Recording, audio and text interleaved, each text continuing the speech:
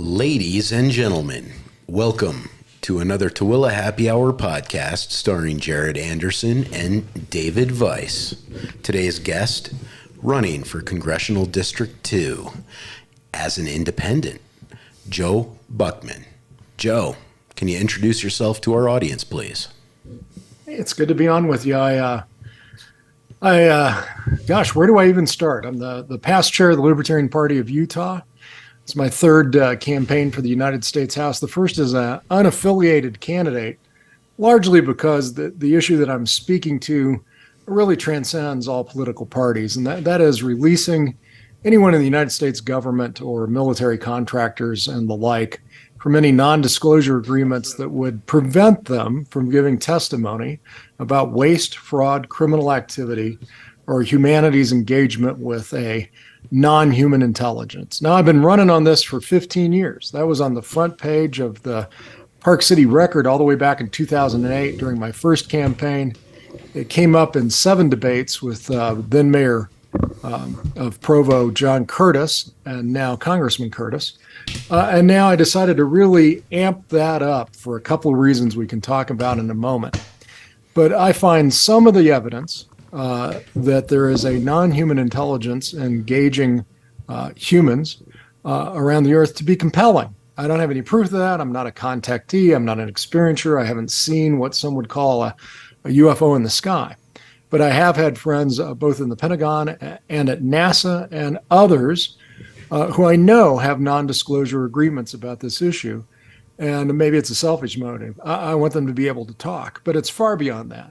On July 26th, the United States House Oversight Committee held a hearing with 3 military witnesses who testified to seeing clearly non-human created craft, nothing that our adversaries could do, nothing that a human body could survive based on the way it performs.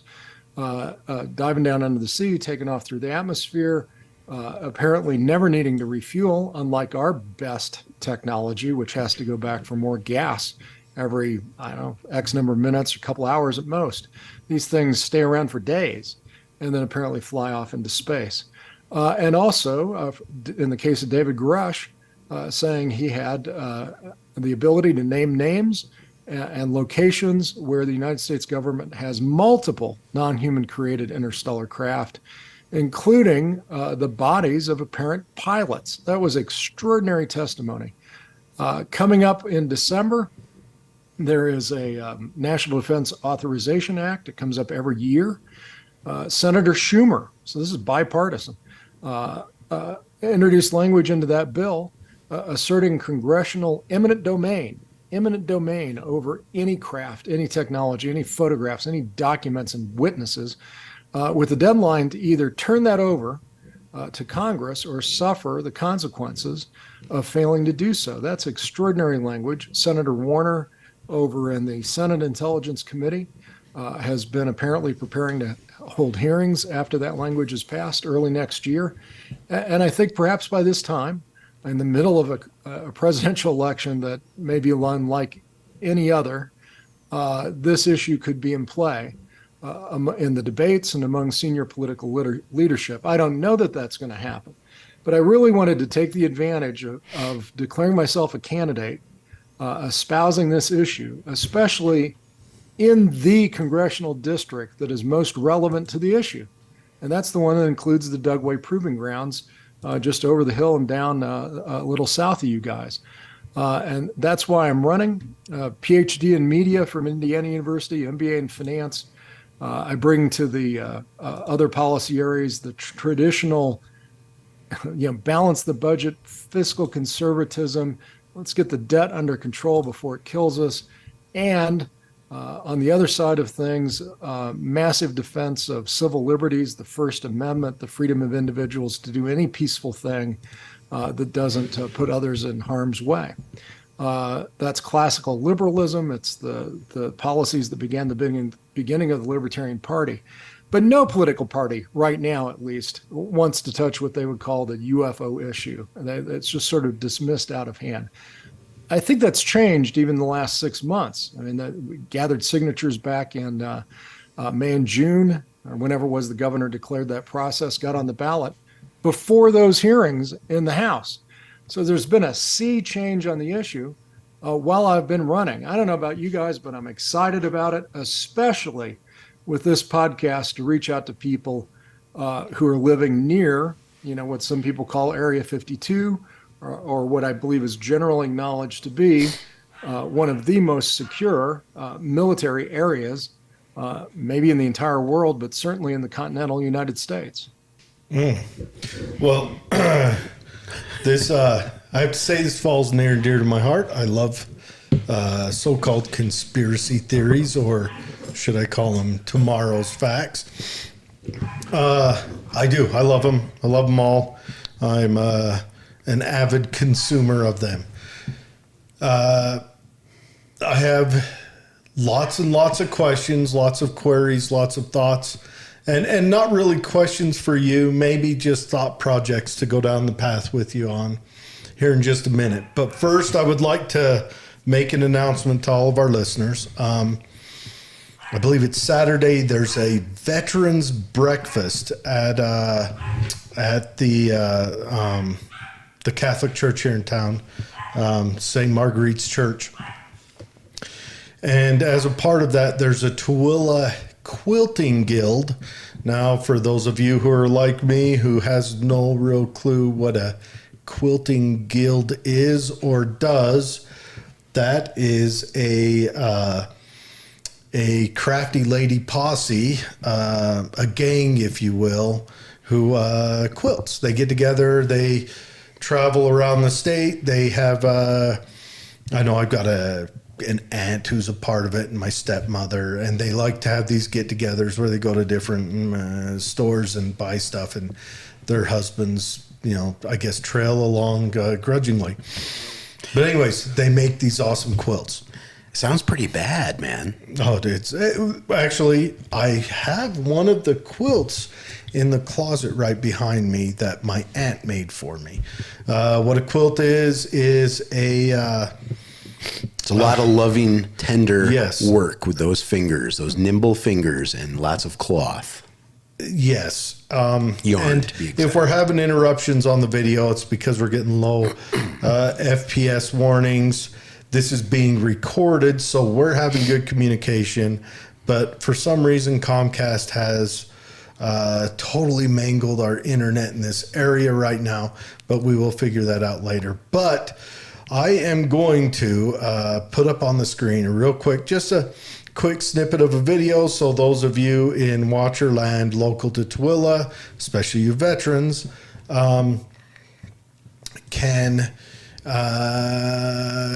partake, can see what this quilting thing is about and see what some of the quilts look like. I'm just gonna do some screen adjustment here and humana. But anyways, so I'm going to play the video without sound. I'm going to talk over it and tell you how to make it happen. But anyway, so there's some of the quilts on display. It doesn't look like it's playing right now. I guess I have to look at it. But anyways, so I'll give you the name of who to get a hold of here in just a second while you look at the quilts. These ladies, they make these quilts, these ladies work, and these are all, if you look at them, they're all patriotic or veterans quilts, and we do a lot with veterans. Both of us are veterans. And if you know a veteran, or if you have a family member that's a veteran, or if there's a veteran down the street, you can turn in their name, and these quilts are given out if you got a veteran that's a part of the... that was a part of the 3rd Infantry Division, that cross-hatched quilt just right there. That's a 3rd Infantry Division patch.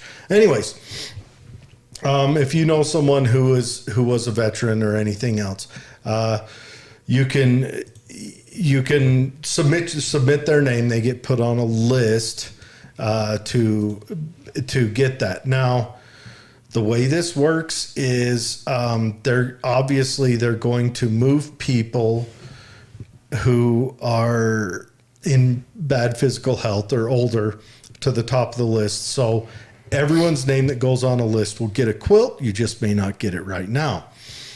To do it, you get a hold of Cindy Kirk. That's Cyndiek. KIRK. You just submit her name through Messenger. I'll post her name in the show notes. For just a simple click, you can submit their name. But feel free to please submit any veterans name into that, and they'll be giving away some on this Saturday, and of course next year on Veterans Day. They give them away on Veterans Day. These ladies build these quilts all year long to have a smash giveaway. And breakfast on Saturday. For veterans. It's at it's put on by the Elks Lodge, and it's being held at the Catholic Church up on the top of Vine Street. I'm there. All right. All you had to do was say breakfast. Yeah, you had me at breakfast. Okay, so let's get back to the fun alien stuff. All right. Well, it doesn't always have to be about aliens, Jared. I mean, why are you going to grab me that statue? Here we go. So, you see, I got me You opened the can of worms there, Joe. Alien biker statue. I got some Bigfoot memorabilia around the podcast room. All stuff I thoroughly enjoy. I wish if I'd have known we were going down this path, I'd have worn alien attire. I have alien shirts and stuff. Well, you got the green windscreen on the one mic. How come you don't have the green one? It looks like they're backwards there. I know. I'm running red today. We've got a whole rainbow assortment of windscreens for Pride Month. Yeah, that was for Pride Month, and it's Very just cool. carried over. It never ends. Okay. So, and yes, we are having connection issues on Facebook. Everyone, you may want to catch this later. It'll be up on YouTube later on tonight. Or I think the audio's doing okay though. So we're I think the audio's be all okay, right. and we're recording. But anyways, why do you think you talked about how it seems like up until just recently, politicians did not have any interest in this, or they ignored this subject up until this year when we had those that guy testify in front of Congress. Now, I of course go conspiracy theory the other way, and I think negatively that Congress and the Senate are taking interest in this because they don't want us to look at what they're doing over here. So they're going to show us this. Wouldn't be the first time something like that happened. I don't come to that conclusion. It goes back far further than any particular political cycle or party's occupation of the White House or majorities in the House or Senate. We go back to Truman, who talked about this issue and said that they are not imaginary, that there's something going on. We can look at the Air Force's various projects, Project Blue Book and Grudge and the Condon Report. This has been an issue that's been around the political sphere for my entire lifetime and for a couple of decades before that, certainly dating to post-World War II or pilots during the war over Germany who saw what they called Foo Fighters, glowing balls of light. We thought they were German, then the German thought us they were ours, according to documents that recovered after Germany was occupied. Gordon Cooper, the last human being to orbit the Earth alone on the last Mercury mission, probably the last human being to ever do that, reported seeing Foo Fighters at the time he was a pilot during World War II. And then also when he was out at Edwards Air Force Base, they were doing missile tests and saw a lenticular-shaped craft circling a missile test, shooting a beam of light. They got it on, I don't know if it was 16 or 35 millimeter film, brought the film back, looked at it, put it in a box, sent it off to higher headquarters back in D.C., and strangely, that case never wound up being included in Project Blue Book.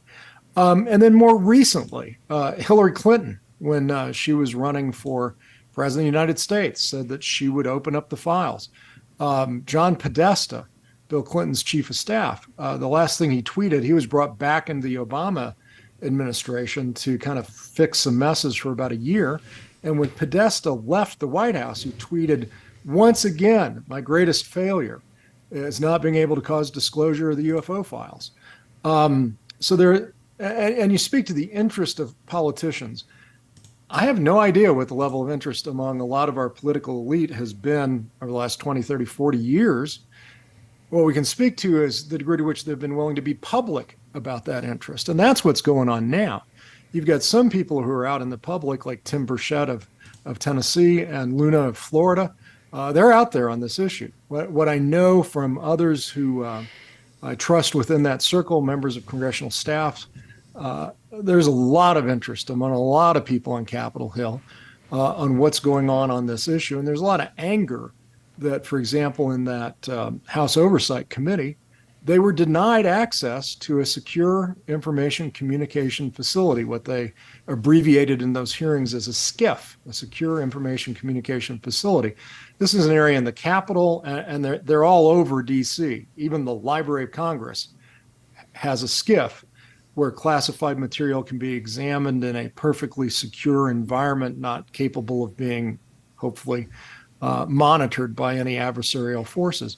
Well, they were denied that during those hearings. And if you look at the hearings on July 26th, Grush repeatedly says, I can name names, I can give you locations, can't do it in a public setting without having penalties for violating his non-disclosure agreement whirled down on him. And then if we could get into a classified setting, then I'd be able to say more. Now, there's a publication in DC called The Hill. It's kind of an internal, used to be a print publication for people on the Hill, Capitol Hill. So that's not the Hill, the news group. No, it's a different one. This is called The Hill. It's largely an information source for people who are on congressional staffs or follow the minutia of politics. Well, they reported about a month ago that we now have 50 military witnesses, 50, who have gone to the Inspector General's office and basically confirmed or expanded upon what Grush had to say. So it's an extraordinary time. And what I would say, if I were going to go down the conspiracy that you just mentioned, that the whole UFO thing is to distract us from, Hunter Biden's laptop or 50 trillion in debt and $1 trillion a year in interest, which is self-destructive insanity in my view. I would say rather World War III is a great way to shove the UFO issue back into the toothpaste tube. And I have that concern that this issue will get wiped out by a war now that, and when the history is written, if this accelerates, when the history is written about World War III, the date it started is right now in our past, right? Whether it was with Ukraine or whether, it was at the time Hamas invaded Israel, or we can go back to 9/11. In my broad view of history, it looks to me like World War I never really ended. World War I ended with Germany being humiliated and punished, perhaps excessively, such that World War II developed. And mainstream history has said that for decades. And then we had the Cold War. And now we have this. So for, my grandfather 105 years ago was in a trench in France awaiting November 11th when the armistice was signed. I don't know that we've really been out of the risk of global warfare really since that conflict began. Well, let me add on to that. So Germany did get humiliated and defeated. And a part of that, they sent Lenin east to Russia, which birthed the Soviet Union, which gave us the Cold War. But they had another ally in that group who died, the Ottoman Empire, which is birthing where we are now and where we have been in the Middle East, of course. And then the Balfour Declaration, which is a definite through line as to the issues going on in Israel and all that. So you could argue easy. World War I is the birth of all of this. Yeah, a permanent national security state, which is not healthy to liberty. I forget what you guys probably know. Who was it who said war is the health of the state? War is the health of the state. Let's Google away. I could look that up. I believe. Sounds like a government employee. Who have you got there? This little guy right here, this is Dozer. Hey, Dozer, named from the Ghostbusters movie. No, that's Gozer. Gozer. Well, what's the dog's name? Dozer, like bulldozer. Dozer, not Gozer. Okay. Yeah. She weighs almost 4 pounds. Very cute. And while you're looking that up, let me ask you. Randolph Bourne. Randolph Bourne. I have no idea who that A is. radical leftist literary critic. Yep. So not a government Well, it's- employee. Always happy to quote radical leftists and radical rightists because, I find that I was an educator. I taught college. I think learning sometimes occurs best when you give extreme examples to make a point. It is. One of my Before favorite. we go on, since it's Veterans Day coming up, tell me about your service. Where were you guys? What divisions of the defense organization here in the United States were you part of? Army, Navy, Air Force? I was Army. He was Air Force. And you get along. I think the Army and Air Force got along. Yeah, well, I give him a few crayons, he colors. yeah. Well, that's the Marines. The Army, we play with markers. There you go. Markers Well, and power. I want to say sincerely, when I was a little kid, I remember the Cuban Missile Crisis. I was about 4. And because my mother told me the world was coming to an end. And that'll get your attention and cause a lifelong memory. My mother's greatest fear was I would die in World War III because my grandfather fought in World War I. My dad fought in World War II. They were both supply sergeants in the Army. And, I used to think, wow, I dodged a bullet. Right now, I'm not so sure that my mother may not be proven correct. I may yet die in World War III. Yeah, or well, hopefully die. Hopefully not die at all with World War III attached, but there's a good chance you might die during World War III, and there's a definite argument to be made that we have been in a constant state of world war since 1914. Yeah. It'd be easy to say the United States has spent zero time since 1914 engaged in trading lead with another country. We have spent zero time. It's both blood and dollars, right? So Yeah. even when the war was not hot, look at all the spending that went into building what we would today consider, I hope, relatively primitive nuclear weapons, nuclear missiles, shipping them off to Europe in the 1950s, trying to develop extraordinarily expensive command and control facilities to keep those things from being captured by an adversary or going off accidentally or going off because of a lightning strike. Just an untold treasure has been wasted on non-productive defense and offensive strategies by the United States. Not all of which I would criticize, but boy, if you could have had a world at peace, imagine what that wealth could have done to lift up all of humanity. Can you have a world at peace with government? I don't know. I've said it many times. Imagine if Boeing was building cars, what our cars would be like. One, they'd probably fly. I mean, that's how you reach the Jetsons. But instead, we build things that travel fast and go pop, and then that money is just disintegrated. You guys may know better than me. Correct me if I'm wrong, but I believe there are 12,000 nuclear missiles. I assume they're all hydrogen bombs or the equivalent in destructive power pointed at us right now. I would have no clue. I would have no clue. But That's that the number sounds like that's out that there. might be a low number. I'll be honest. I don't know that they publicly report the real number, but that's what's out there. Or how would they really honestly know? I mean, who counts? Yeah.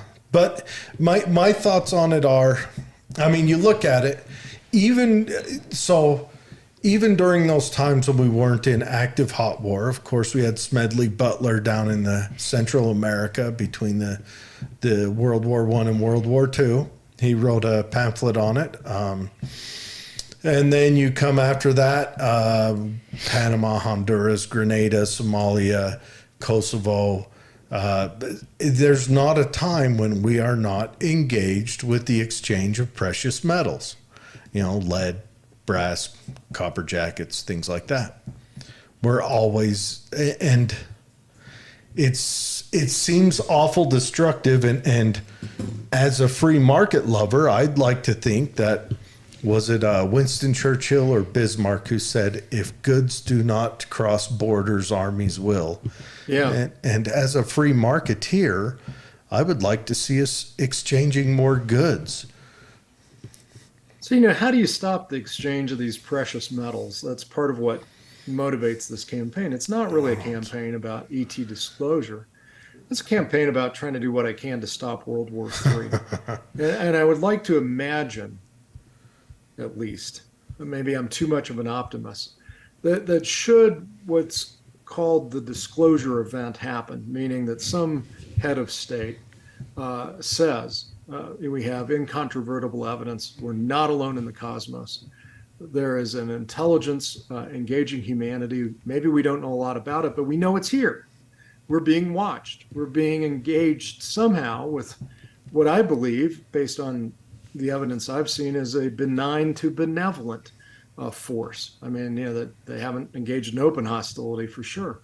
I know among the abductee community, that offends some people who claim to have had extraordinarily terrifying experiences. Well, what I would say to that is, my cat got out and got sprayed by a skunk once, and I had to give the cat a bath. And there's no way I could get the consciousness of that cat to realize that what I was doing was in its best interest. Perhaps some, maybe not all, but at least I'm sure some of the abduction experiences like that, if it's happening. I don't know. I don't really look at that. I'll tell you what I look at is evidence from military officials and pilots, multiple pilots with coincident radar returns of extraordinary things, or Ed Mitchell, the sixth man to walk on the moon. You can find his YouTube video where he says he was privileged enough to have been briefed on the fact we've attempted to reverse engineer non-human created technology. So if that disclosure event happens, or if there's some sort of open contact where there's undeniable video or beyond that with a non-human advanced technology or race, wouldn't war be less fun? Wouldn't we be embarrassed to be doing that? Ashamed even of what we're doing to the planet? It seems to me it would at least calm it down a bit. But I don't know. Again, and maybe I'm an optimist. I'm not capable of fully predicting how human beings will behave when they're confronted by the reality that in the infinite size of the cosmos, we're simply not alone, and maybe not the most interesting thing out there. It'll be a very humbling experience. What do you guys think? Well, okay. I'm looking something up. I don't know if it would make a difference in my life or not if I find out that there is cosmic ET activity going on. And I mean, like, as a peasant in the system, I'm just a cog on the wheel, and I'm trying to go through my day. I don't want to get blown up in World War III. I don't want to get drafted. I don't want the government to find out my PayPal activity. I don't want them to discover my Bitcoin address, and I don't want my stuff to get stolen. And I definitely don't want racial wars to end up on my doorstep where me and my wife are dragged out onto the streets. I mean, those are the kind of things that I think are very peripheral to my existence, where, just those larger 30,000 foot objects flying around in the sky they don't, even if they do exist, I'm probably not going to have interaction with them, and it's probably not going to affect my life either way. And I suppose that's something to keep in mind, as well as our leaders go through their day-to-day lives and dictate the laws and regulations to us. What affects us as peasants?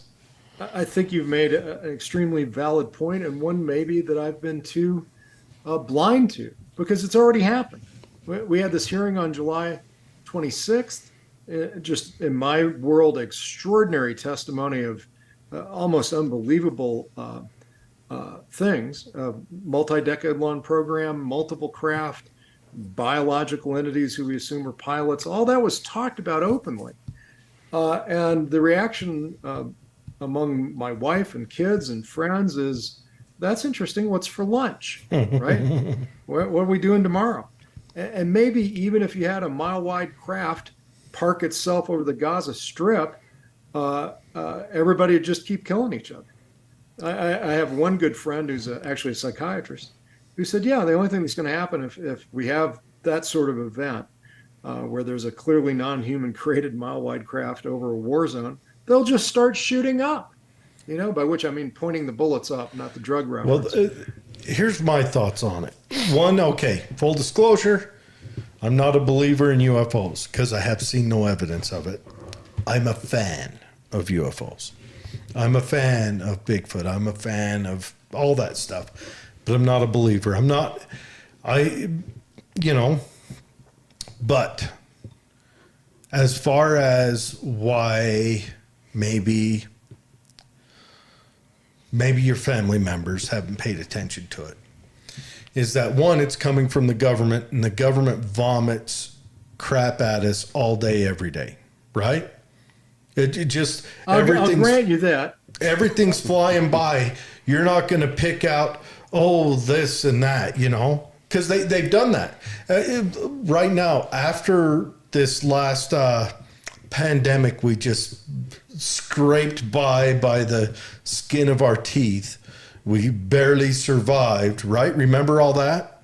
Coming from the government. What's the average person's experience of that? So now, when the government has a meeting, people will literally change the channel to any Bible Belt preacher that's, curing cancer. You make an accurate point. I have a distrust of government. I have a distrust of the media. I mean, how do you even know if a photograph is real or not? Yeah, they keep getting further and further into it. Now, but let me add a couple of things before they get lost. One is it's not just coming from the government. There are a lot of citizen researchers and there are a lot of civilian witnesses who I have found credible. One of them, Travis Walton, who I've met on multiple occasions. And people are familiar with that case. It is extraordinary. So fire in the sky guy, good Mormon down in Arizona. Yeah, exactly. Show Low, Arizona. And the Hollywood movie was a complete distortion of what happened. But Jennifer Stein, a documentary filmmaker, has produced Travis. And now you can do the special effects. Any 12-year-old can do special effects that Spielberg wished he could have had when he was 30. And so that's a pretty good documentary where they reenact what happened. Now, what they've done is go back and interviewed the sheriff and interviewed his co-workers and interviewed the head of the lie detector organizations who said, look, you can get one person to fake a lie detector test about a given issue, maybe two. But here you had 6 people all testifying to the same thing and all passing that lie detector. At the time, they accused those guys of murder. They were under a lot of stress. They thought they had hidden Travis's body. Yeah, and then they interviewed the sheriff. Wasn't it his brother as well? No, it was his brother-in-law was one of the guys. They were accusing his brother-in-law of doing it. Of murdering it and hiring those guys to do it. So the sheriff now in this documentary says, look, I didn't believe any of this crap when it first came out. I thought I was investigating a crime. But I know Travis. It's been now 30 years or more. And the sheriff now says, I absolutely believe it. It's a credible guy. All right, so you have eyewitness testimony. But what you don't have when you say I haven't seen any real evidence is something you can hold in your hand, right? Well, we have some of that too. And a lot of people who dismiss it out of hand, haven't really looked deeply to see what's there. Hal Puthoff, who is an impeccable physicist with multiple patents, spoke at a conference that I attended in Las Vegas 2-3 years ago.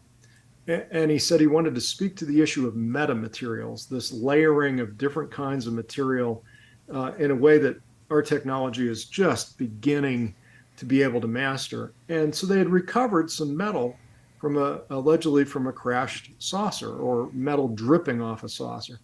And it was magnesium and bismuth layering in a really unusual way. And Hal said, look, we took those materials to every national lab, to every other metallurgically based company around the world and said, did you make this? And they said, not only could we not find anyone who could make it, who had made it, we couldn't find anyone who could make it. So why layer bismuth and magnesium? And he said, well, we had it for 20 years. And now we find out it makes a really good waveguide at terahertz frequencies. So we actually have a little bit, and the isotopes of the metal are not of Earth. All right, well, you don't know that it's from a UFO. It doesn't say that aliens are here, but it's at least in my experience, I don't say there's no evidence. But I throw out most of what the UFO believers claim as evidence. I mean, there are hucksters in that area, there are flim flam artists, and there are people who are psychotic or certainly misperceiving things. But it's among all of that may be 90% of it. It's not just that, but it's super fans. Yes. And so I don't want to put any even ill will on them. Yes, there are hucksters. There are people who charge exorbitant amount of money to go sit in a desert with them and maybe see something. But I would say the average person, which I have another podcast where we talk about stuff like this all the time. And there are super fans. There are people who are just in. I mean, like, I have friends that are fans who think that they are, who are followers of Jacques Vallée. Jacques Vallée, did I say that right? Yes. Who thinks they're demonic entities. And I have fans who think that they are, extraterrestrial intelligent life. My thoughts on it are, under the physics that we know, to come here and watch us over 100 years, if you're that advanced, would be a caloric expenditure that would be they would have people back there going, what the hell is our government doing? Why do they keep taxing us to go there and watch this crap? I'm tired of it. I want to save some money. We make for great TV out there. So that could be. A couple of comments to that. First of all, you had said you're not a UFO believer. Neither am I. I'm pretty skeptical on this issue. I think what people say, when they say, do you believe in UFOs? Two things. One is, I think UFO is a term that was used to dismiss the field, right? We've all seen unidentified things in the sky. Bugs. I don't know most of the stars up there. They're unidentified to me. I don't know if UFO was initially set up that way, but I think the word was definitely corrupted. I believe that Grudge and Blue Beam and all that. I think that was there to dissuade people, and whether that was because the government was doing something over here and they didn't want you to look at it, or another government had made an advancement and our government, again, didn't want you to look at it. Because just like with that Chinese spy balloon, I think if our government could have said, don't let anybody look in the sky for that 3 weeks, they would have done it. I think in a heartbeat. You've got a perspective on this that I absolutely respect. But to bring it back to the campaign, I'm not running on any of that. Yeah, I'm let's not running do that. on any of that. I'm running on any of that. I am running to get Congress to assert authority to eliminate any illegal portions of non-disclosure agreements that deal with waste, fraud, criminal activity, and what I see as a birthright issue of evidence that we're not alone in the cosmos. Yeah, and how about go even further? How about just making it so the government doesn't classify dumb stuff? Oh, we overclassify like crazy. They admit to it. They'll classify the toilet paper usage in the third bathroom of the White House. Well, then we've found common ground. Could we just eliminate that? So we have the government, government that's transparent enough for the voters to make intelligent decisions, for the media to really act like a watchdog, for these constitutional requirements of a free society that lived here for a while and is increasingly turning into a locked down national security state. So I'm running on that.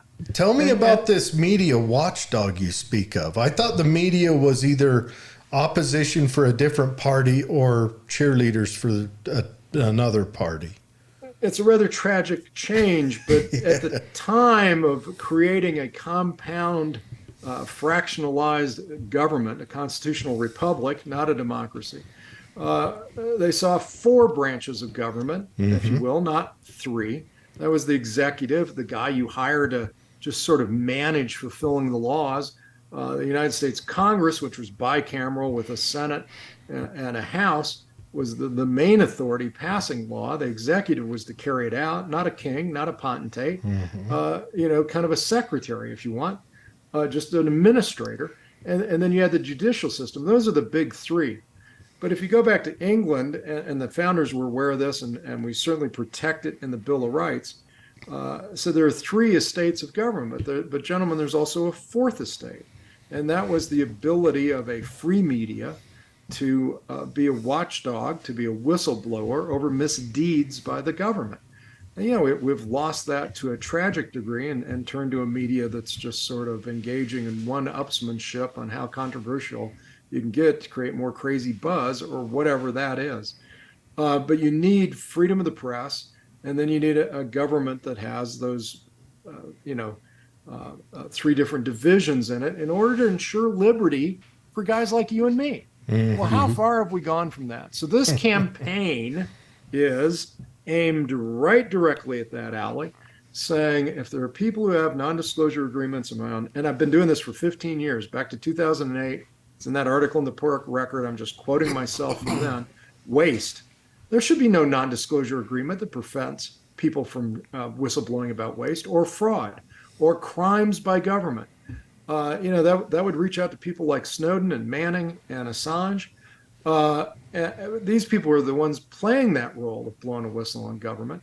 Yeah. And then on the ET issue. Now, why the ET issue, Joe Buchman? Well,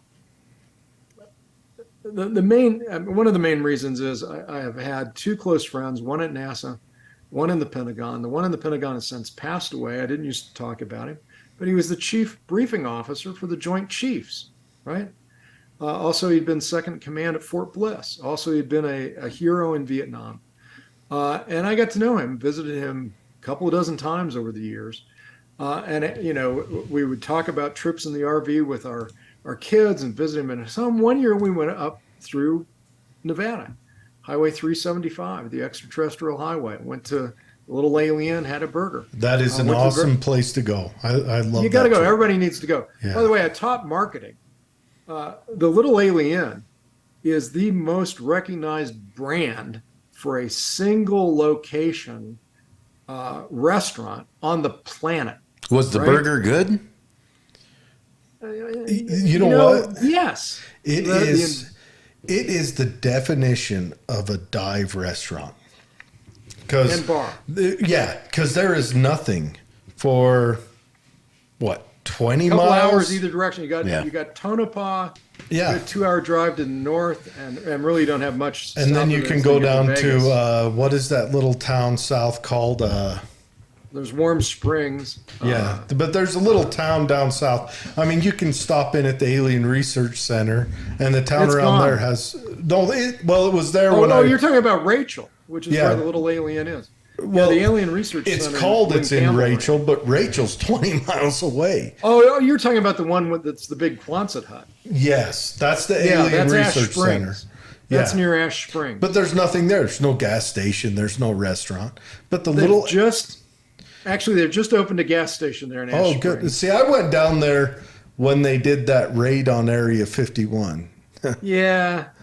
It was just a party in the desert, it was a cool experience. They had all that area around the Little Alien, like all those acres, they plowed it and drug it and smoothed it out. And then we're talking a 50-acre open patch of dirt, and they had 4 concerts going on at the same time. And, it's just a party in the desert. And some people went down to the gate, but, not a lot. There wasn't any kind of takeover. But, that cost that county a ton of money. It cost the state. And it really hurt. Yeah, it hurt them. Really hurt a lot of locals there. They don't want it to come back, most of them. They kind of split the community between people who are pro and. By the way, folks who are interested in that part of the world, there's a great website called Dreamland Resort, dreamlandresort.com. And these are mostly guys interested in legit what the government's doing in the black world that leaks out a little bit, or speculation about that, or they're really fans, of the stealth technology and wondering, gosh, that was what? That was Jimmy Carter 40 years ago now. What are they doing in the last 40 years? A lot of it's drones, that kind of thing. Anyhow, I'm talking to this guy about getting a burger at the Little Alien. We both had the same model camper van. And I said, why don't you come out? We go camping together, get both our vans. He says, no, Joe, I would never, never, never drive that highway. And his wife says, why not? Why wouldn't we want to go meet Joe and Cindy out there? And he says, because I wouldn't want some people to think it would mean something that I wouldn't want them to think it would mean. And I said, what are you talking about? It's not like we're reverse engineering UFOs. And there's a dead stop in that conversation. He looked at the floor, looked at my daughter Haley and said, Haley, sweetheart, you want help putting that puzzle together? So we put the kids to bed. I go up to him late at night. We're just the two of us out on the deck. And I said, I apologize. I did not mean to make you uncomfortable in your own home. And he said, well, you got to know that in order to have the kind of career that I had, you had to sign certain agreements about things that you simply would not talk about, no matter how much you might want to. If I were to do so, they'd find out. My wife would lose the pension, the health care benefits, all that. So you got to promise me a couple of things. One is never cross the border of that base. You cannot be a friend of mine if you go back there and cross the border of the base. And I said, well, you can't even tell where it is. It's a bunch of orange posts out in the desert. And he says, well, do you know what it would cost to fence the base? And I thought, is that something you looked up? I mean, and so I said, and I mean this sincerely, back in the day, you drove down Groom Lake Road, you got to the signs that said access by permission of base commander, use of deadly force authorized. And there's no gate. There's just a sign on a dirt road. And I said, well, you ought to go out there and plow out a nice little parking lot, a turnaround area, and you put up a billboard that says, you too invented here. Well, I thought he was going to die from laughter. That base is the size of Connecticut, apparently. And the other thing he said is just don't ask me about UFOs again. Well, why is that? Why not just say, well, no, it's crazy. We're not, reversing your UFOs. What are you, out of your mind? Similar conversation with my friend from NASA. Non-disclosure agreement to get the kind of job I have to have. You sign certain pieces of paper that basically eliminate the Bill of Rights as regards your job. And so I don't want to make those guys uncomfortable. I want them to honor the contracts that they have. These are heroes in my view. They're like you guys, serving our nation as best they can. But boy, if there's a non-disclosure agreement that prohibits fiscal sanity, waste, fraud, criminal activity, you disclose that, right? That you can't have a non-disclosure agreement. That would, in my view, be an illegal contract. And then I see the issue of whether we're alone or not in the cosmos as a birthright issue. I don't expect that if that is indeed the case, if there's a non-disclosure agreement about extraterrestrials, I'm not saying open the books and let me wander around Area 51. I'm just saying, let's reveal that. I think 420 years ago, prior to that, we were burning people for saying the Earth is not the center of the universe. And there was this similar kind of, in my view, blowback about that. You're challenging the church, you're challenging the state, you're challenging stability of society. Well, they're saying, look in this telescope. There's moons going around Jupiter. And, Mars is doing these perturbations in its orbit. It doesn't make sense. The Earth is going around the sun. Well, that was the Copernican revolution. It humbled humanity. And then since then, we learn we're not even the center of the Milky Way. And the Milky Way is nowhere near the center of the observable universe. And there are more stars in the observable universe than there are grains of sand on all the beaches of the planet. And now with Kepler, in the last 15, 20 years, discovering exoplanets, we know that the average star has 4 or 5 planets around it. So now you get more places where life might evolve than all the grains of sand on the Earth times 4 or 5. Of course, we're not alone in the cosmos. Yeah, I'm a firm believer that there's life out there. I'm a firm believer that there's intelligent life out there. And just because our sun is a rather young sun, that there's probably more advanced life out there. Whether it can get here or not. That is my kickoff. But there was also another politician from Nevada, from that area of Nevada who sought to make disclosure of a forward-thinking thing, Harry Reid.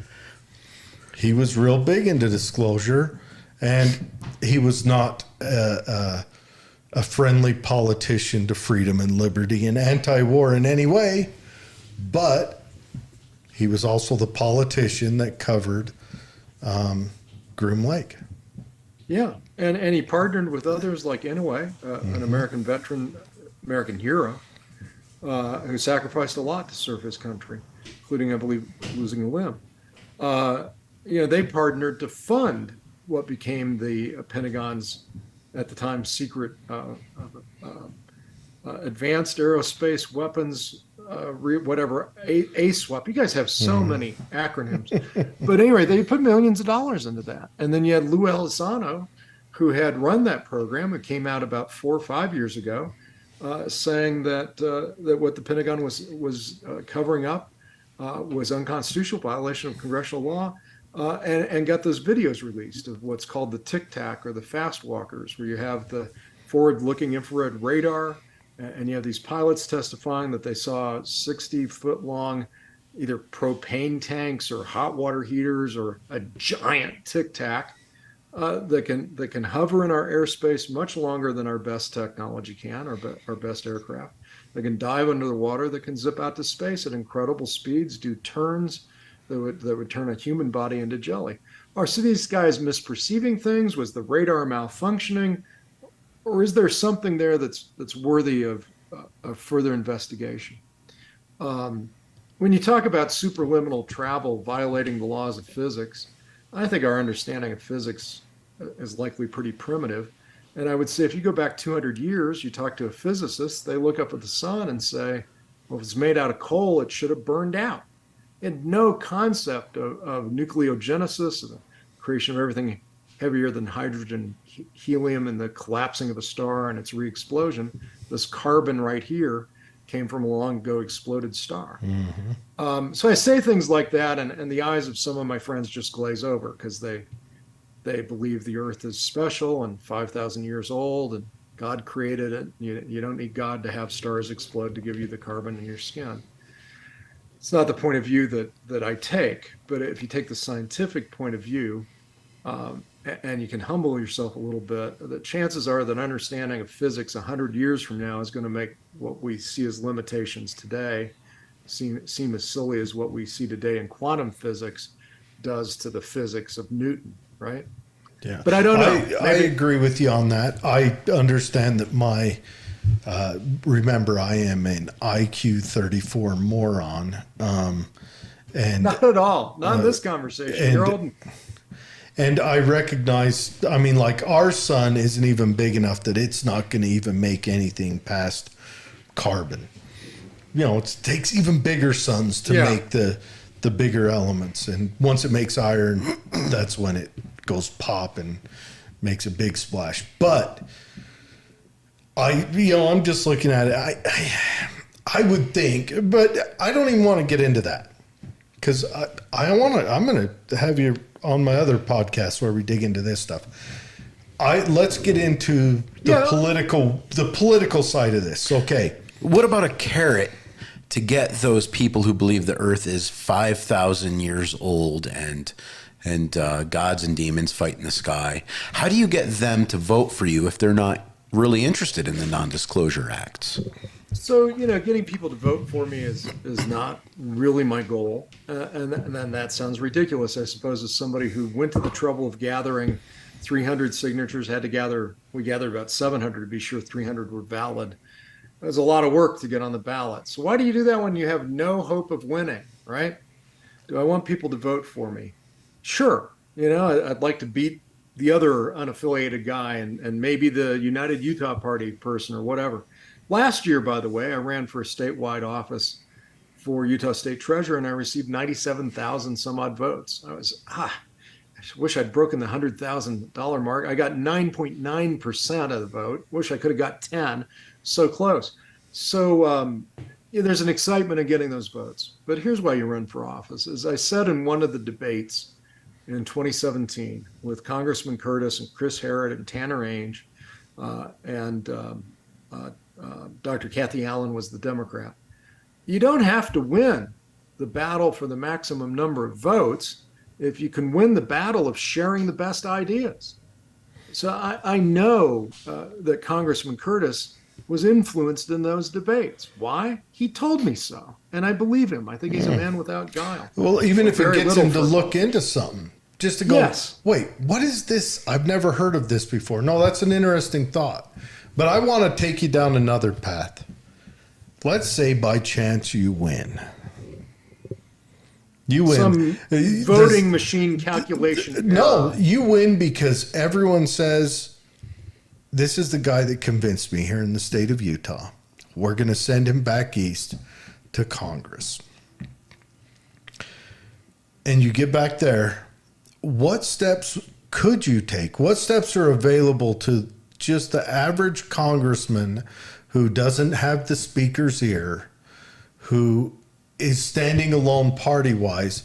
What steps are available to you to start getting into motion these doing away with NDAs, maybe loosening, or I would say tightening the restrictions on classification is what I'd want to do.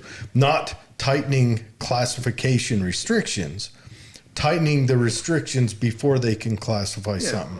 The hurdle. Yeah, I mean, I would like to see, we got FOIA, the FOIA courts, completely illegal, whatever. Can we turn them around on the government and say, in order for something to be classified, it has to go before a FOIA court? So let's be realistic, and let me start with Celeste, the Republican, who's Celeste Malloy, who's almost guaranteed to receive the maximum number of votes. Yes. I'm not sure I would call receiving the maximum number of votes a real win, especially in this special election, right? What are we doing? Spend $5 million, did it in 2017 as well, to send somebody to DC to fill out the portion of a term that somebody resigned from. Jason Chaffetz in 2017, I think he should have been billed the cost of that special election. I mean, he resigned after only a handful of months. And the Didn't he resign so he could go run a multimedia network? Well, he got hired by Fox. Yeah.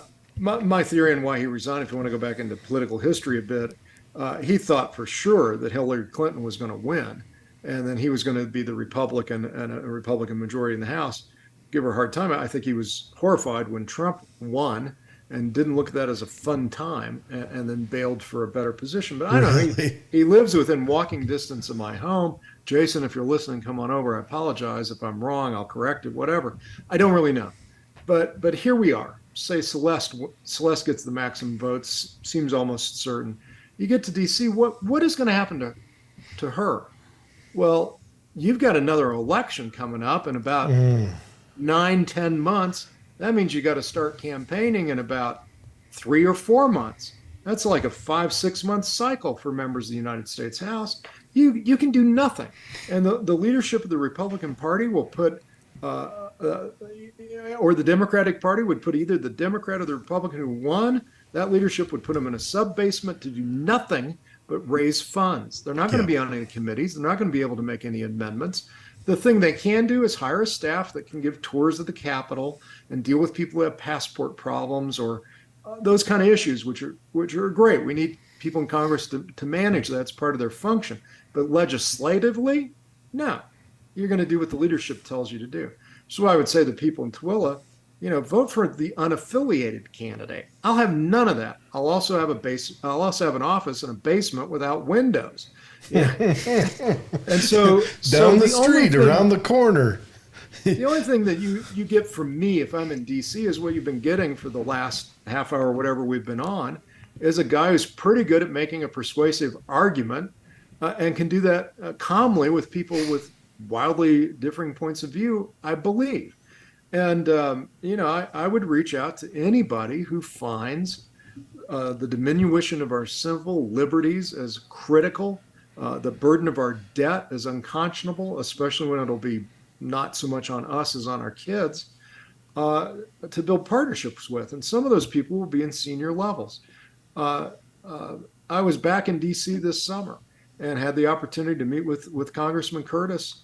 He was very generous, invited me to be his guest for a dinner. That's the only event in D.C., he tells me, I believe him, that's both bicameral, House and Senate, and bipartisan, Democrat, Republican. And that's a book talk in the main lobby of the Thomas Jefferson Building of the Library of Congress. And the author was talking about his book, The Emperor of All Maladies, Cutting Edge Cures to Cancer. It was one of the best experiences I've ever had in my life. And so to be able to talk to members of the House and the Senate, both Republicans and Democrats, and there I was sharing my interest in this issue. Could we get hearings on evidence about extraterrestrials? So when was this that you went back there? That dinner was back in April, and then I've been on Capitol Hill twice this summer. Once in April, and then again in July. And when was it that we had the hearings? July 26th. So you may have done that. Yeah, I'm not going to give myself credit for that. Come on, Thank take you. credit for that. Hey, Those here's hearings what I'll were take credit interesting. for. I didn't screw things up so much that I stopped it from happening. It was a wonderful time. John wasn't there for the 4th of July. You're back in your district for the 4th of July, but his deputy chief of staff was able to give me and 2 college student friends of mine, teenagers, 19 I think, in law school in Paris. They made him seem like I was some sort of important constituent, and actually badged us through to the floor of the United States House. So this July 2nd, 2nd or 3rd, I got to sit on the floor of the House. And of all the things that have happened there, what was echoing in my own mind was this nation should commit itself before this decade is out to landing a man on the moon and returning him safely to the earth. John F. Kennedy's speech. So you said you're into conspiracies. We did land on the moon, yes? That I don't.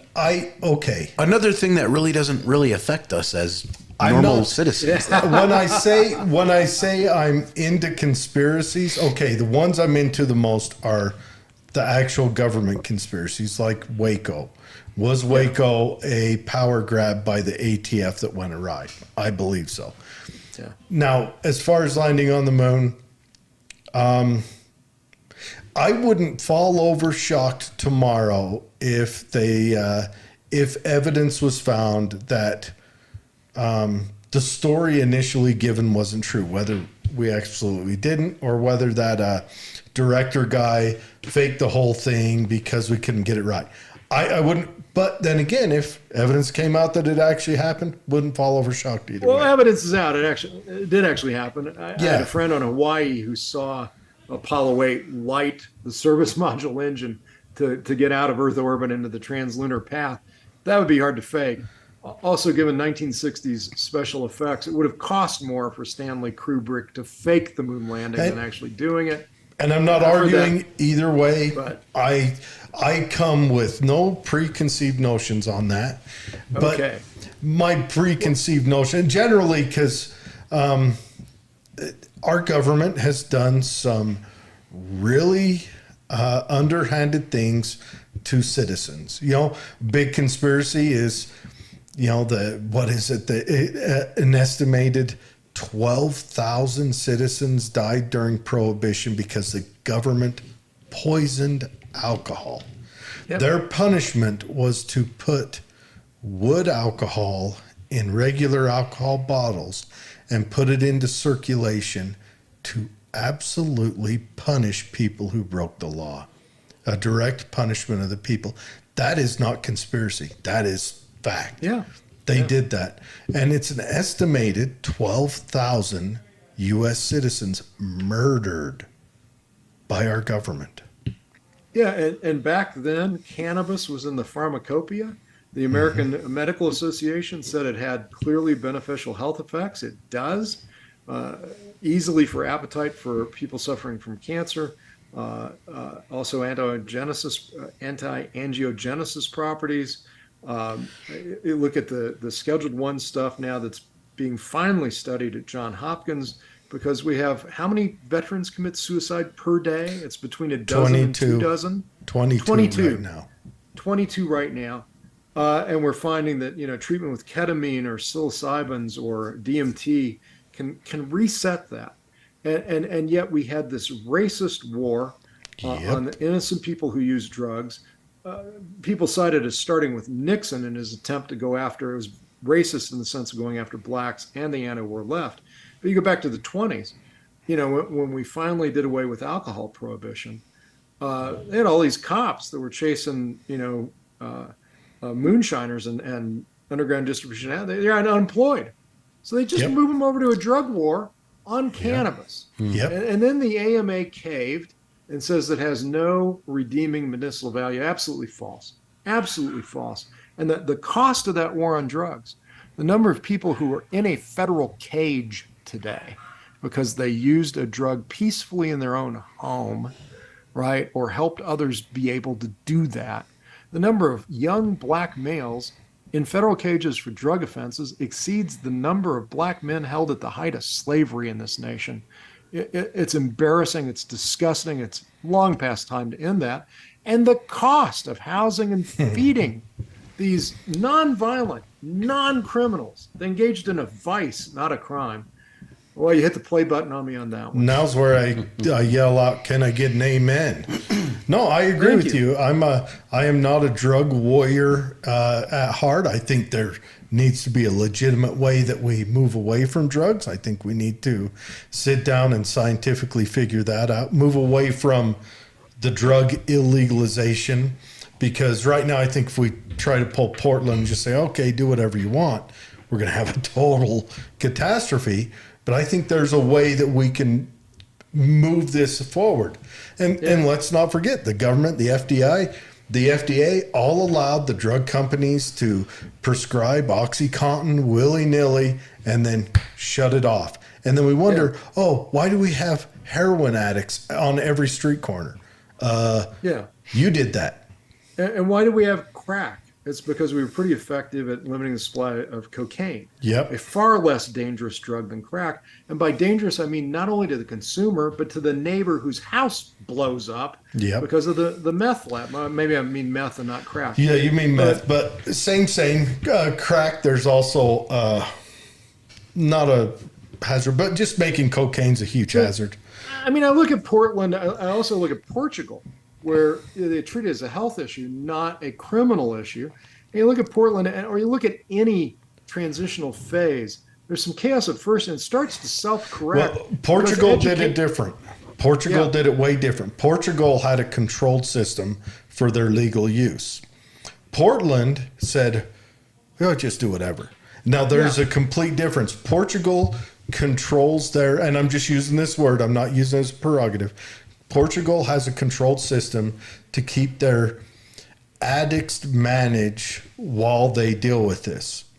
Where Portland just gives the addicts the needle, gives the addicts the stuff, and then lets the addicts roam free. And I think you need to have it so, and it's not controlled by force, it's a controlled by convenience. Right. And what we have today, after trillions spent on the war on drugs, the same percentage of addicts. Yep. Addicts will find a way to get the drug.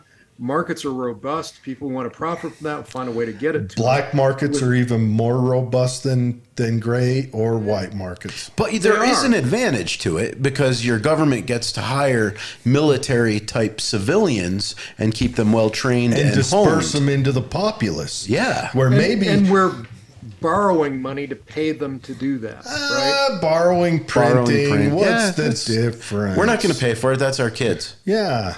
I'm not sure we got that long anymore. I saw today where the forecast from the GAO is 50 trillion in current debt by 2033. Yep. And today we have about 250 to 300 trillion in mandated by federal law, but currently unfunded future spending. You want to walk down a funner path with me on that? Go for it. So the baby boomers are about to complete their retirement cycle in 5 to 8 years, right? The largest population group in the United States. And they're being chased by the smallest population group in the United States, which is the Gen Xers will be in that middle ground. We were small too. I'm a Gen Xer. But Gen Z. But then you've got Gen Z and your millennials, which will be starting their path.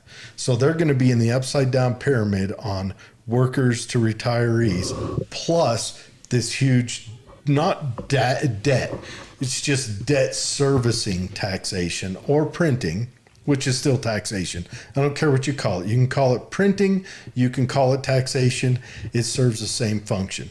What they're doing, and this is what they are doing, is they're trying to inflate their way out of it so they can say, we didn't raise your taxes, but they're just inflating us to where that 50 trillion doesn't look the same to our eyes. And that's all they're doing. And a can of Coke will cost $100 in a vending machine. Maybe $99.98 if you find it on sale, but just for the holidays. No, you and I see this the same way, and it's criminal, it's destructive, it's the most hurtful to the poorest of the poor. I believe right now for every productive American, which means somebody of working age who's actually out there doing something that's creative and a benefit to others, that individual is basically supporting one person in government, military, bureaucrat combined, and another person who's getting some level of social relief. And eventually you call that, I don't know, it begins to look a lot like indentured servitude. You're right.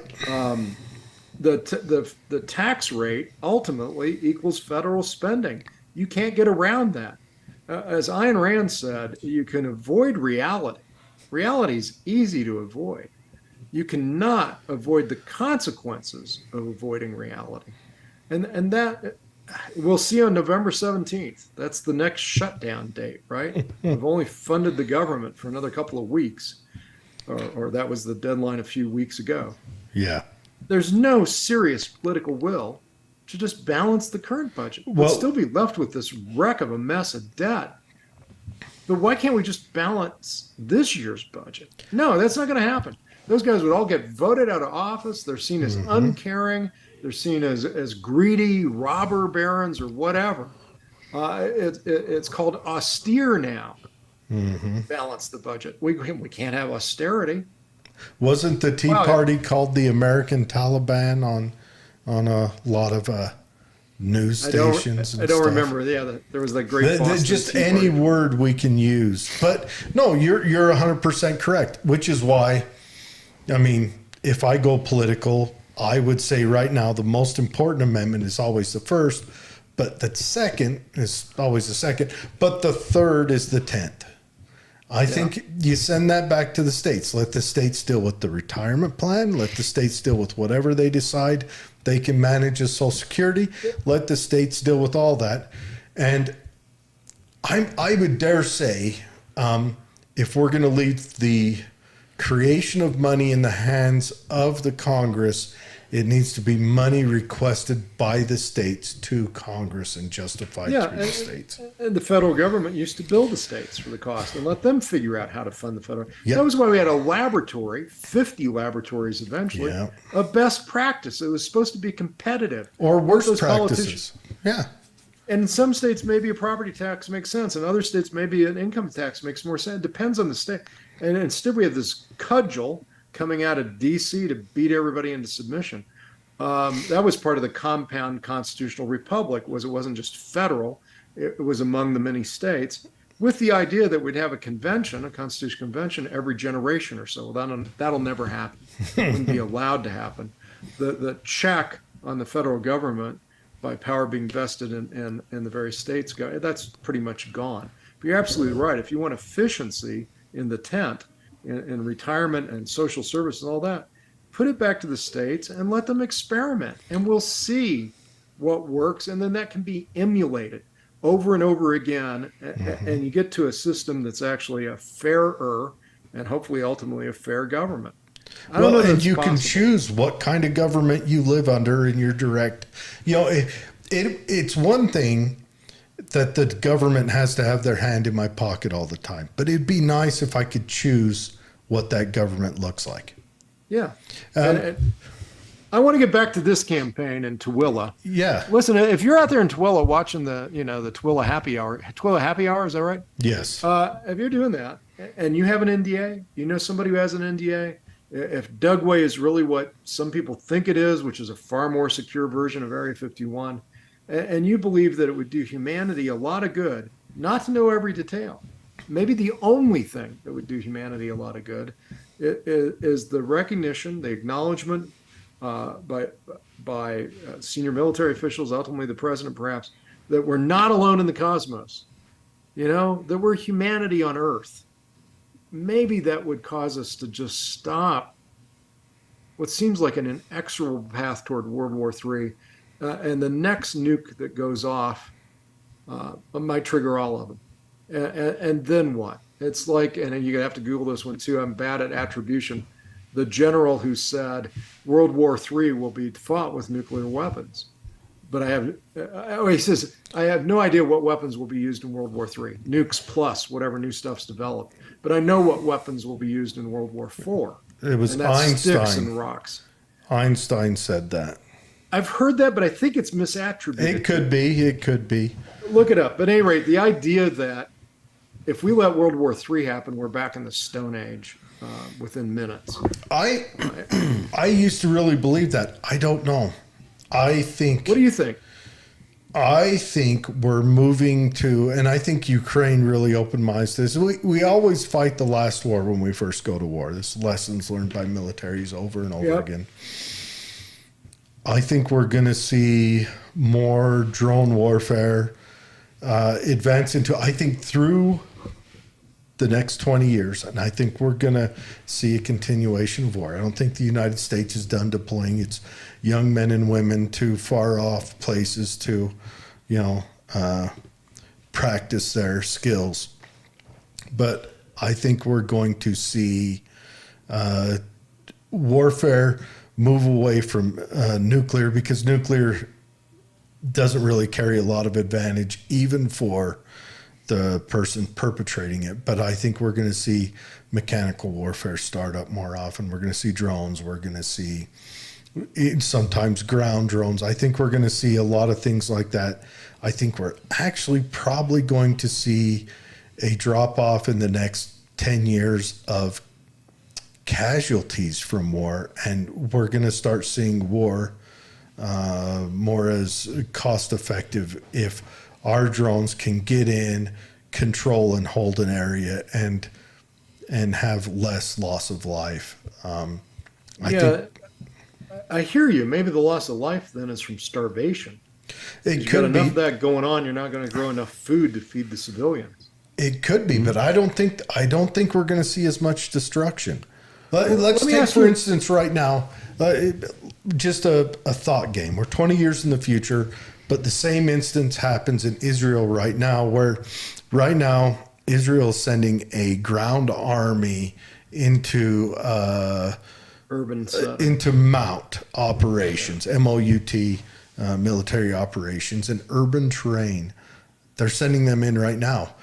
And those soldiers are getting shot at. Those soldiers are sustaining damage.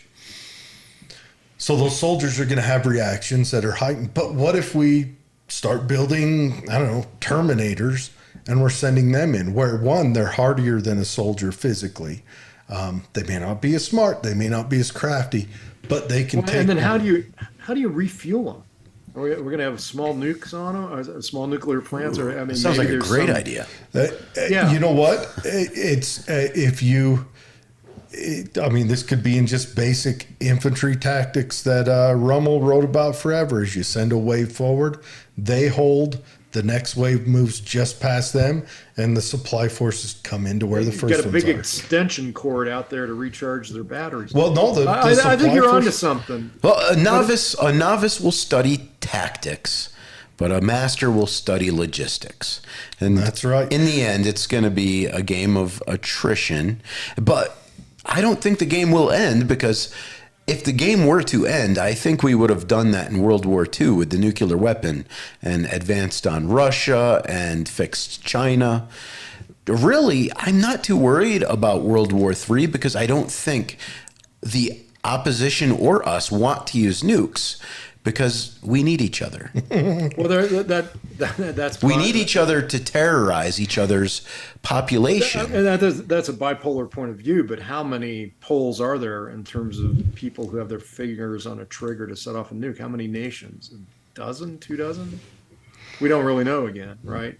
Pretty sure Israel has one because of the Karen Silkwood case, where she was a whistleblower and sending plutonium illegally over to the Israelis. India's got nukes. I believe Pakistan, France, of course, England. Yep. The Five Eyes, all that. I don't trust all these crazy people, nor do I trust the command and control to guarantee that one's not going to go off. But boy, I'd like to have all 12 of them dismantled. Are you guys familiar, by the way, with Robert Salas, the missileer from Maelstrom, who reported that when he was there in the 1960s, they got a call from on top that a classic flying saucer was up there, and then they watched all the flights of missiles go offline. Oh, yes. Called yes. UFO and Nukes. I am familiar with that. He's been trying to get before a committee in Congress for 25 years. It's like it shot it with lightning and made it do that. A beam of light. And if you believe the guys at Rendlesham, so I was part of organizing the citizen hearing on disclosure, and Nick Pope was there. Senator Mike Gravel was one of the retired members of the Congress that we had hired. And so Senator Gravel says to Nick Pope, who'd worked with the Ministry of Defense in Great Britain, so come on, Nick, mano a mano. We had American nukes in Great Britain. And Nick said, I checked with the department and I can neither confirm nor deny. But Senator Gravel goes, come on, Nick, confirm or deny. I mean, this is an obvious fact. And Nick says, well, I would refer you to the comments of Lord so-and-so who said blah, blah, blah, blah. He says, so you just wasted 5 minutes of our time going around a circle. We had nukes, in violation of treaties, and we lied about having them, and they were there. So they're there in these concrete bunkers in Great Britain outside of the Rendlesham Forest. And a couple of nights around Christmas, multiple nights, this is some of the best military people on the planet are stationed there. They see these craft that keep coming and going and interacting. And apparently one of them shot a beam of light that went through the concrete like it was a window and lit up the interior room that had no windows. Incredible stuff like that. So David Fravor, the pilot, was asked in that hearing on July 26th. So the craft that you observed, the Tic Tac thing, violated the laws of physics. And I thought his response was great. Nothing violates the laws of physics. It only violated the laws of physics as we understand them, right? Mm-hmm. And I think you and I could agree we don't understand all the laws of physics. Oh, yeah, there's no doubt. There's a lot 10 years ago, we know more now than 10 years ago. We're pretty sure 10 years from now we're going to know more. And who knows what the classified world knows that they haven't revealed, perhaps for good reasons. Are you into the 0-point energy stuff too? Is that one of your conspiracy theories you find? I said a few minutes ago, I am a sponge, but I'm retarded. Well, I'm not supposed to say that anymore. Oh, come on. You know that our star isn't big enough to create iron? That's a rare fact. Yeah. Simple. Well, that's what they told him. One of my favorite stories is the guy that invented the periodic table. I forget his name. How he knew there was missing elements, so he left those areas blank for future people that could figure it out. I do have a comment I want to read, though. We got a comment coming in from Carl. He says, I was driving, so I couldn't make the comment, but I have a buddy at work that says he's been abducted multiple times and has lost days. That's a lot to chew on. I don't throw it out with I don't either. With prejudice. I don't know what to make of it. I wish it would happen to me, I guess, and maybe it has. I do not. Don't remember. I practice Kegel Fu religiously. I do not want it to happen to me. I do want to talk about aliens, but not the kind of aliens that we're talking about currently. So one of the fascinating things about the libertarian candidates that most conservatives will spar back and forth with me about is their open border ideas. And they say, you know what, I love the libertarian candidates, but they want to open the borders, or they have some crazy ideas about border security or no border security at all. So, Joe, for those conservatives out there listening to you, considering the vote, which is most of our audience, which is, yes, mostly conservative and Republican. I myself am an independent. Dave is a Republican. And I've told the Republicans, you can buy me over the minute you quit trying to squash First Amendment or doing anything like that. I can sign up. But I'm an absolutist on these things. But anyways. I think it's unfair to characterize or mischaracterize libertarian candidates as being for open borders. There's more to it than that. But I mean, we all resonate, I hope we all do, with the sentiment carved in stone at the base of the Statue of Liberty. Give me your tired, your poor, your hungry, your huddled masses yearning to breathe free. This nation was an island of that in a world of tyrants and starvation and punishment for productivity and intellectualism. We're the opposite of that. I would like a world where there are no borders, a world at peace. But what you can't have is a welfare state with open borders. That's going to lead to starvation, right? You punish productivity, and with open borders, with entitlements to healthcare and education and transportation and food and clothing and all these things that are seen as rights, what are called positive rights. I just got a letter from a charity I support. Housing is a human right. I'm like, oh dear. You don't have the right. Who provides it? There are no rights that require the labor of another human being for you to have them. Yep, 100%. In its extreme, that is slavery. And I will tell you, I had a conversation with a chair of the Libertarian National Committee, former chair, and he said, here's what I tell people. What's that? What's his name? Not Skousen. I forget his name. Well, currently we have Angela McArdle. Before that, it was Nick Sarwark. Yeah, Sarwark. No, this was before Nick. Before Bill Redpath. This was Jeff Neal out of Texas. He's on border state. He says, here's what I tell people, libertarians who say, we got to get rid of the borders. Welcome everybody. Okay, let's welcome everybody. Welcome them on in. What if they're wearing a uniform? Yeah. Still let them all in? Yeah, let them all in with uniforms. All right, well, in America, we got the Second Amendment. If they've got a gun, we're going to welcome in with a uniform and a gun? You see where I'm going? Yep. Well, of course we're not for open borders, right? You don't allow an army in.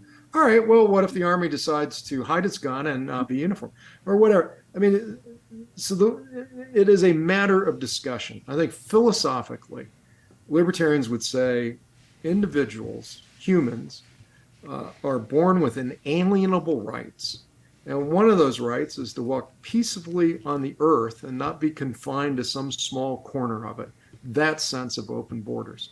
But the United States is now largely a welfare state with a lot of positive rights that require the labor of others, or you have penalties. Try not paying your voluntary income tax.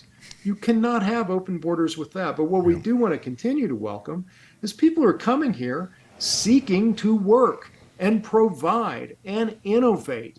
And I'll tell you what, in my experience of shopping, I'd rather have a recent immigrant to the United States trying to provide a good or service to me than our typical third or fourth or 10th generation, American.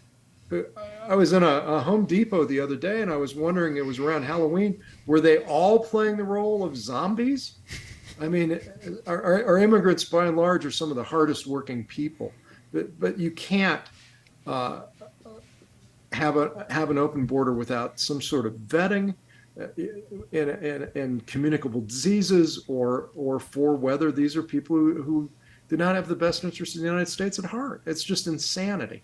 So I'm not that kind of a libertarian who just blindly says open all the borders. Can I take a minute and express, I know we've done it on this show before, positive versus negative rights. Negative rights are rights that you can attain for yourself. That means nobody has to provide that right for you. Positive rights are rights that someone else has to provide. I am against positive rights because at the end of the day, if a right is guaranteed to you by someone else, and if the government chooses to make sure that someone else enforces that right, it is slavery. It is. Simple as that. Here's the thing I would add to it.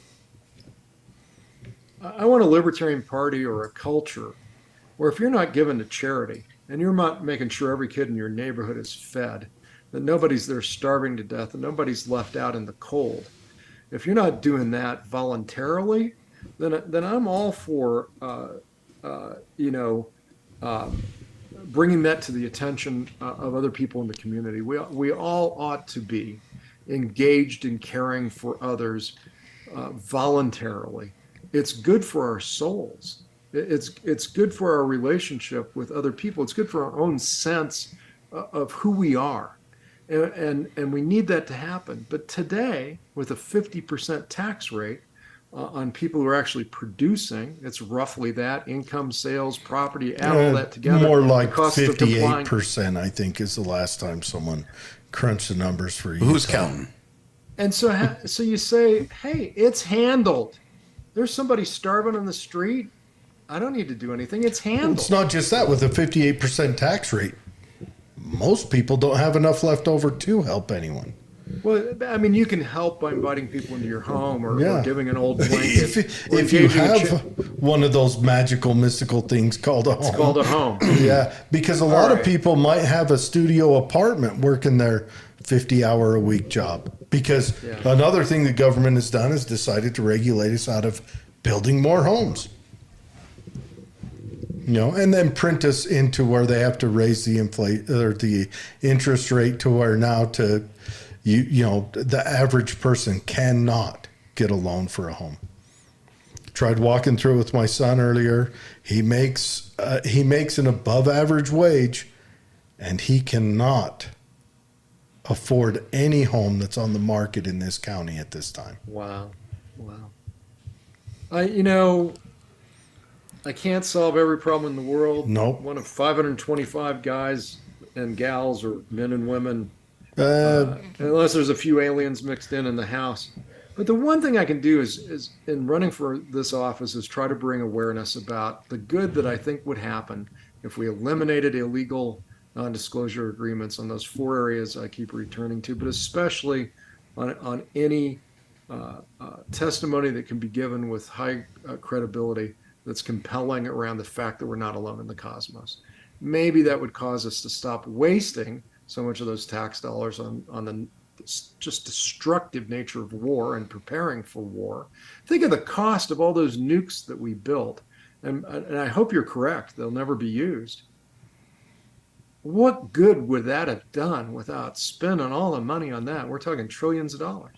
Well, I should preface that. I think there's a chance that if Russia goes into collapse time, there might be a chance that it'd be used then. I just don't think it would be used in any kind of strategic way because it gains no value.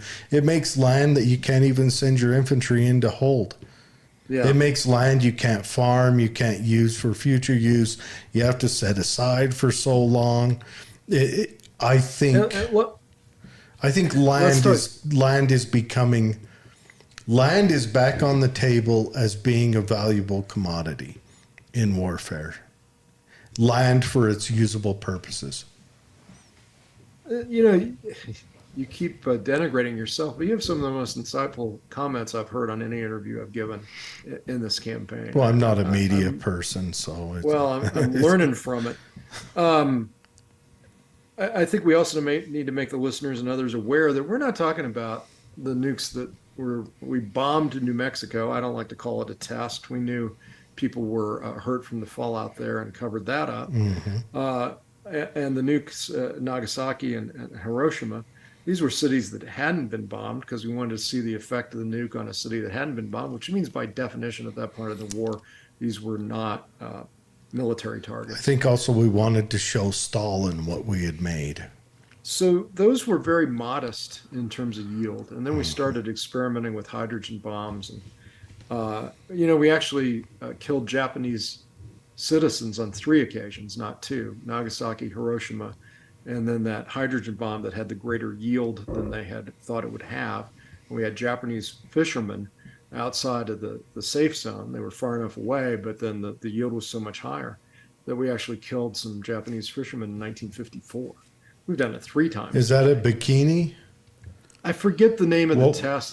Just what we did to the residents of Bikini Atoll. Oh, yeah. Yeah. But I'm just talking about the nation of Japan. Hiroshima and Nagasaki, and then we did it again accidentally, I believe, because of the yield being higher.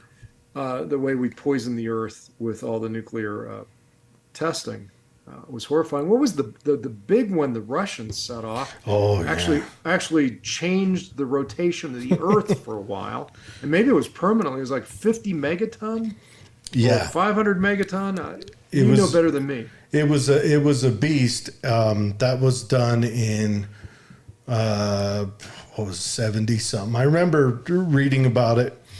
I don't know. I'm just thankful. I mean, how stupid lucky are we that we had Reagan and Gorbachev be world leaders at the same time? Because if either one of them are switched, I don't think we end up where we are now.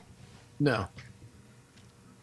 Or Kennedy. Yeah, With the Cuban blockade. Kennedy was good on the Cuban blockade, but it's interesting when you read about how Reagan acted. Reagan talked tough, but he was a huge dove. I mean, even the people that when they took him in to do the test run with how you do the nukes, he told them no. He says, I'm not doing this. He says, I don't care if they launch on us. I'm not sending rockets back. Gorbachev at almost the same time was doing the same thing. Who is that? There's a submariner, Russian individual that refused the orders to set off a missile during the Cuban Missile Crisis. That guy saved the earth. Valinsky or something like that. There's a documentary on YouTube about the man who saved the world, and it's about a Russian guy, and he actually gets to come to America. He shakes the hands of who's the actor that plays in Dances with Wolves? Costner, yeah. Kevin Costner. And it's a true story. And I guess his only flaw in the world was while this all was going down when he was supposed to launch nukes because their computer saw nukes coming at them. Yeah. He didn't, but he never documented it in his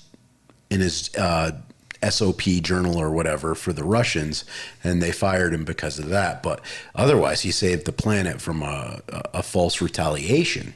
And it's a great little documentary. It's on YouTube. It's free. I totally recommend everyone checking it out. Yeah, there are a handful of people like that, at the very least, that we know about, including this guy in a sub during the Cuban Missile Crisis that could have started World War III. I hope you're right that they never go off. I don't think they're cost effective anymore. Were they ever? In ideological warfare, yes.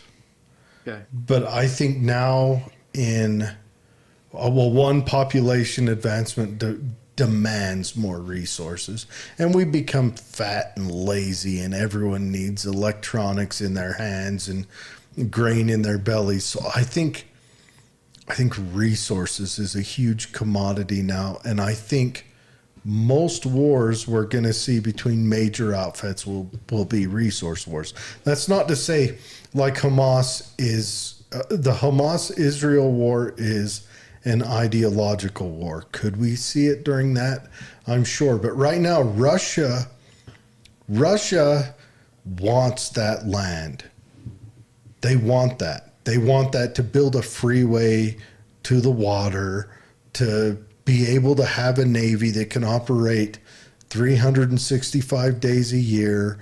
They want that. They can't afford to lose that. If Russia, I don't think, can afford to lose that for 8 months. I think it would economically destroy them. Because once you cross into winter, that's their only way to kick grain out of their country and sell it. That's the only way to bring in other resources they absolutely need to get that they can't provide for themselves. Which is why I don't think it's tenable. But so it's Russia that's causing global warming then. Start two conspiracies together. Then they've got ice-free ports. I think global warming, want a hot take? Sure, let's hear it. I think global warming is caused because governments fund scientists. Fair enough. I think global warming is in our fucking heads. Well, if we just pay some more taxes, we can make the world a better place. I remember 2012, there wasn't supposed to be a Florida anymore. How many of them? Taking its time. How many of those scientists and politicians went and bought land down there while they were saying it? I'm ignorant of all of that. How many just trying to make a joke. banks? How many banks do you think a bank would give you a loan if they knew that was going to go was going to be away? underwater? Because they can't repay that loan.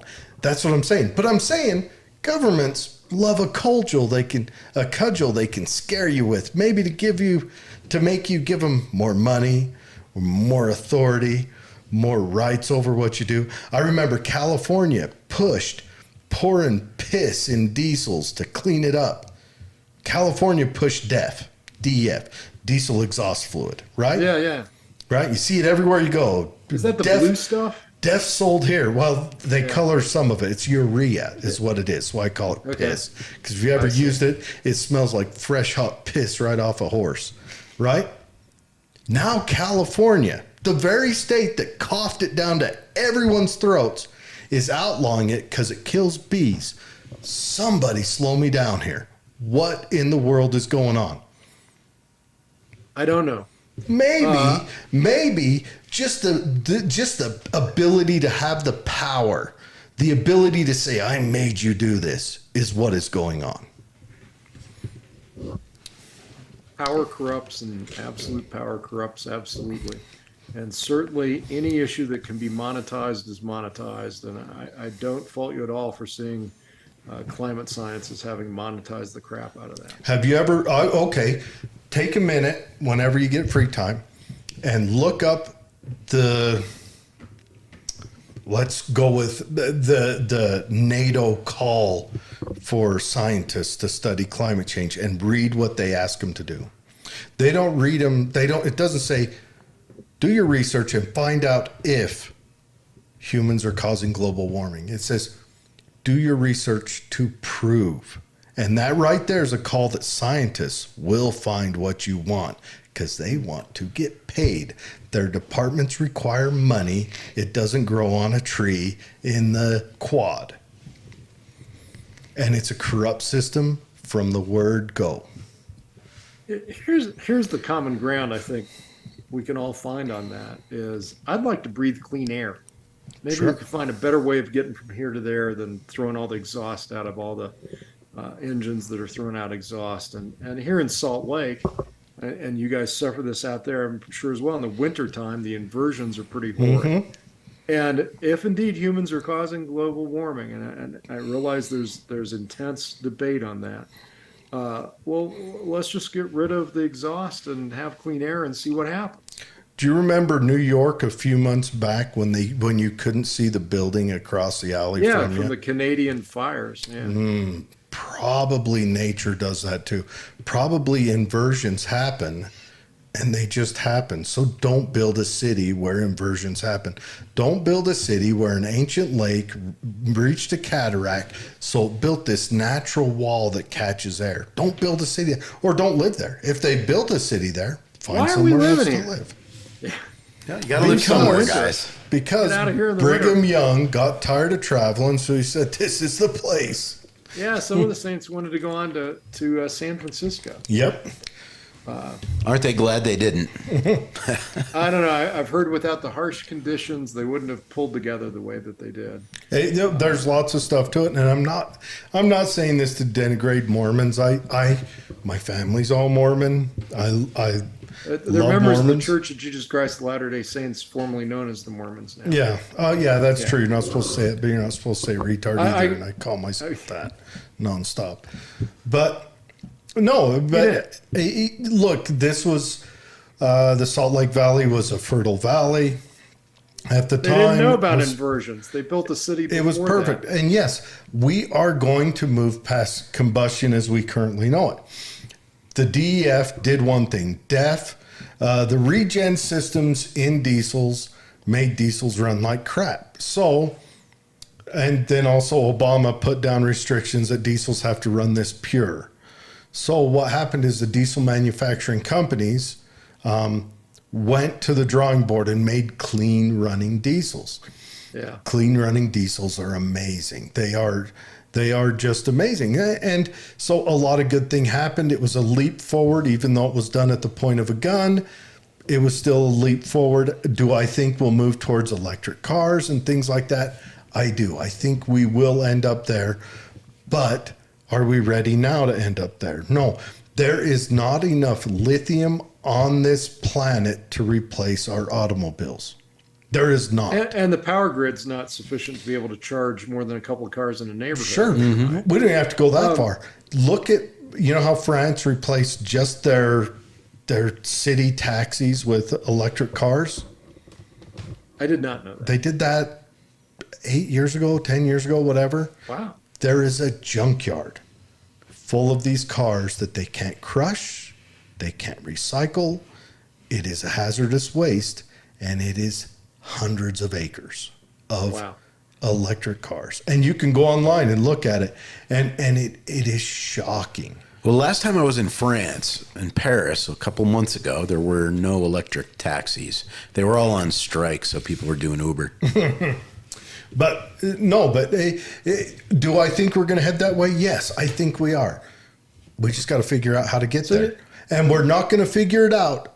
I mean, what do you think the death toll would look like if we followed Greta Thunberg's advice? Starvation. I would guarantee in less than a year, half the population gone. Yeah. In 1 month, anybody that's on insulin, gone. Yeah. Just to put it in perspective. By the way, do you think Diesel was murdered? Do I think Diesel was murdered? He was on a transatlantic voyage.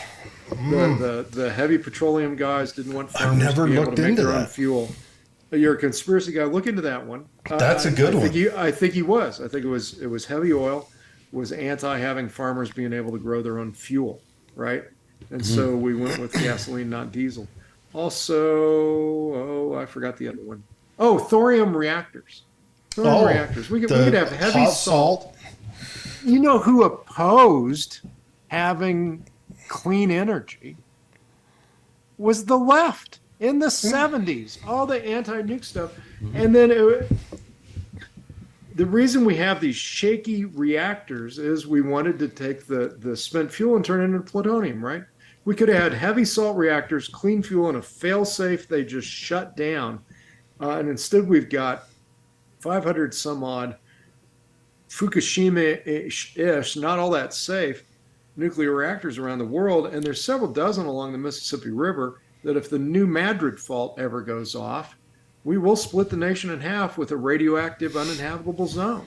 Not from nuclear weapons, but from our primitive reactors that were misdesigned in order to help create weapon-grade plutonium, where they could have been heavy salt-based. If we want to have clean fuel, charge all those cars, and then, how do you dispose of the spent lithium? It's a nightmare. But I think we're on the verge of a breakthrough to a environmentally friendly type of replacement battery. If what I'm reading out of MIT is right. Anyhow, it's a mess. So here's what I'd love.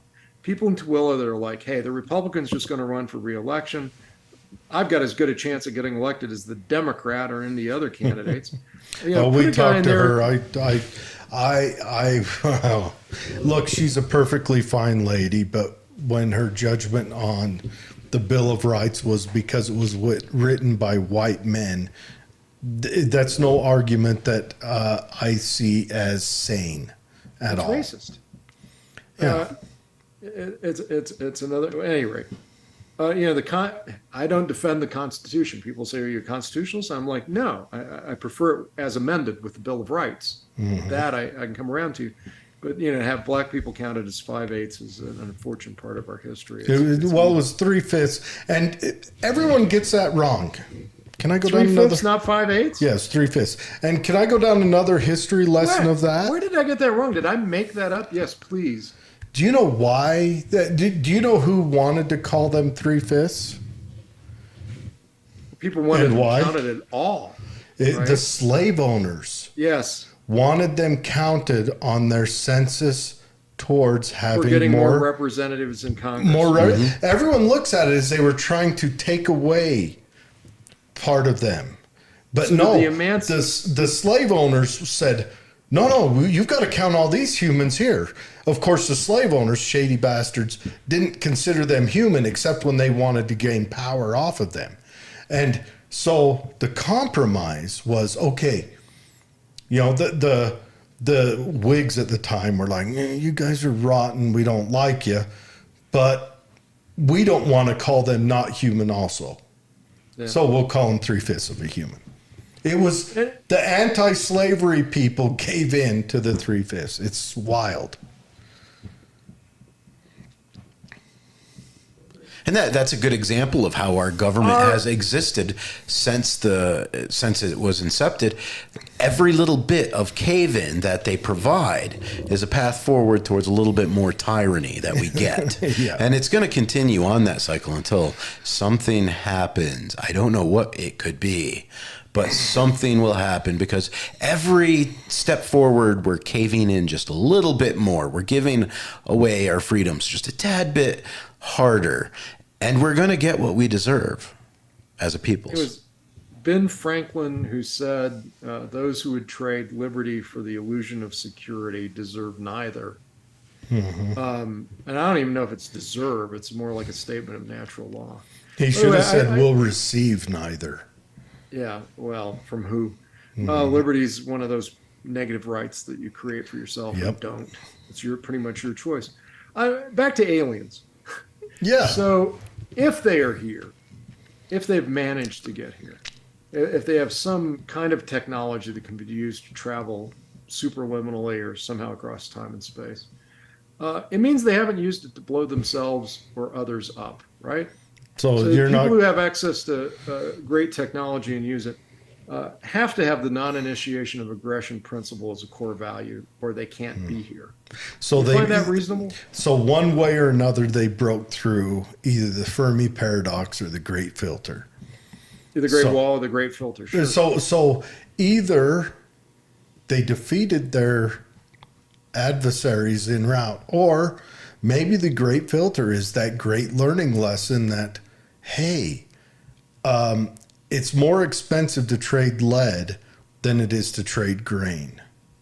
Yes. Maybe they're not enlightened. They're just observant and come to the same conclusion as the most enlightened, wise, kind might.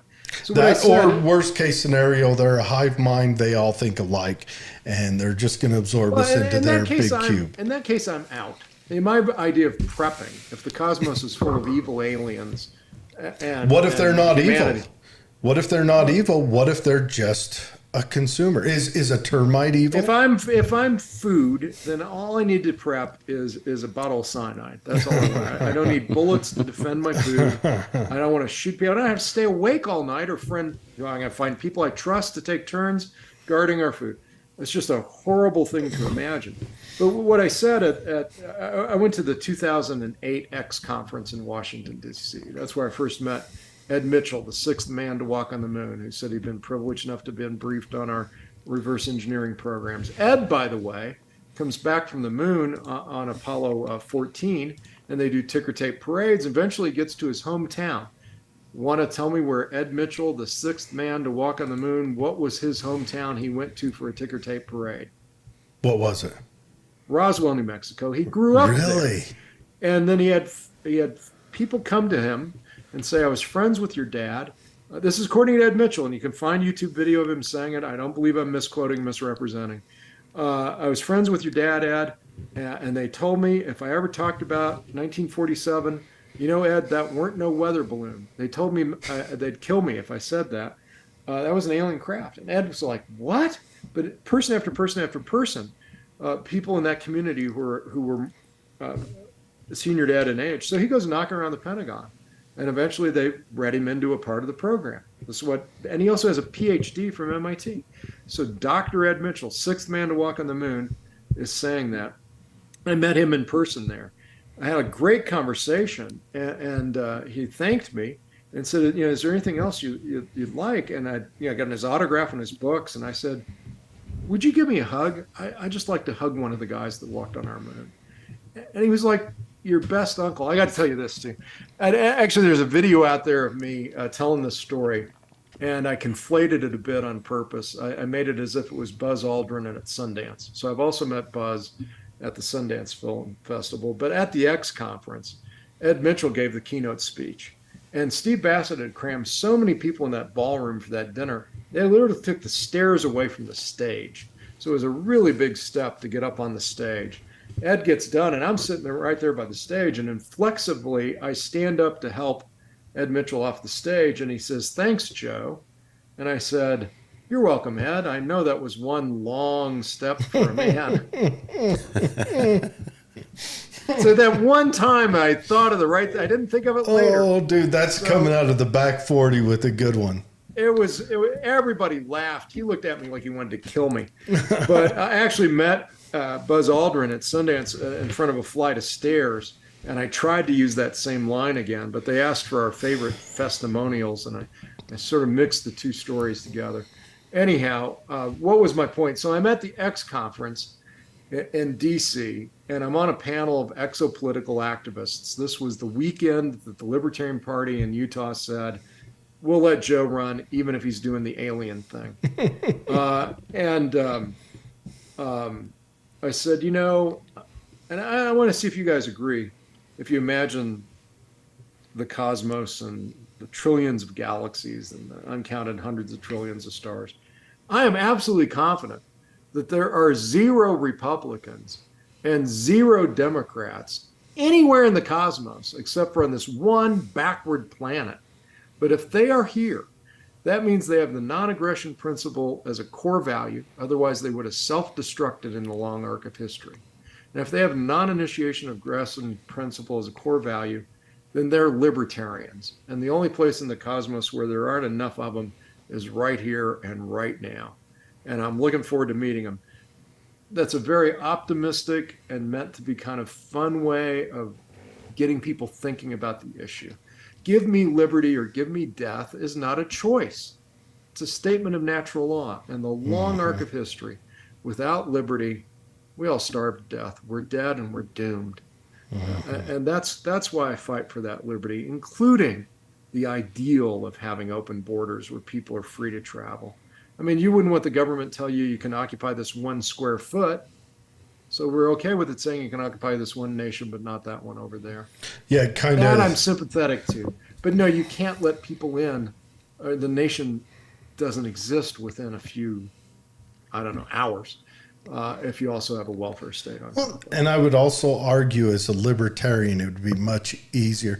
If our nation was ran libertarian-like for 10 years and stayed out of other countries' business and formed economic alliances and things like that, we'd no longer need to control our borders because we wouldn't be out there making any, because like you, just this year, numbers according to the border control whatevers, reported captured people at the border on the terror watch list. How many? 175, I think. That's just this year, and that's people we caught. That's a big list. We catch, 12%, 14% of people that come across? So if we was to expand that number, A couple thousand. it's a lot to chew on. And when are they going to act? When are they going to do something? Hopefully they're not all from the same bad guy team. Because I would hate to see it that if we had a couple thousand that were all motivated and planning together, I would hope that if that is the case, they're spread out like we've got some. You got me wondering, though, how big is this terror watch list now? Like, all right, if you caught 170 of them coming across the border, well, yeah, how big? Out of what? What puts you on the terror watch list? I'm probably on it as a result of this interview by now.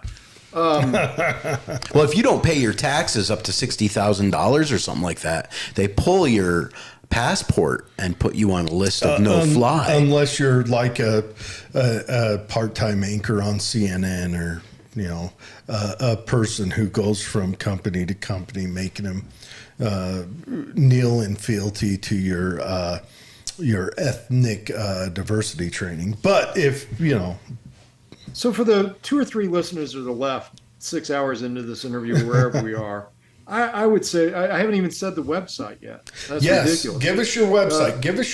Give us your last spiel. We're not going to keep you much longer. I'm enjoying it. I can go for another hour. Dude, My wife can't. I'm going to reach out. I'm having you on my other show because this is a fun talk. I'm not stopping. I was a college professor. I just guest lectured at Snow College, and I'd forgotten how much I enjoyed it. I really had a little bit of PTSD about resigning tenure, and that's a whole nother story. But www.utahjoe.vote. Joe puts Utah first. It's not that complicated. You can remember this. Joe puts Utah first, Utah Joe, then go .vote. And a vote for me is not a vote for somebody who's going to go to Congress and, likely to be elected, get you stuff. I'm not going there to dig into the pile of gold under Capitol Hill and give it out more fairly, which is what people seem to think happens. No, a vote for Utah Joe is a vote to say, hey, let's get rid of the non-disclosure agreements, especially about the ETs. And if there's evidence of that here, the recognition we're not alone in the cosmos might cause us to stop some of the spending on war and violence and start looking skyward and say, what's it going to take for us to be invited to join that community? And I gotta believe it's a libertarian one.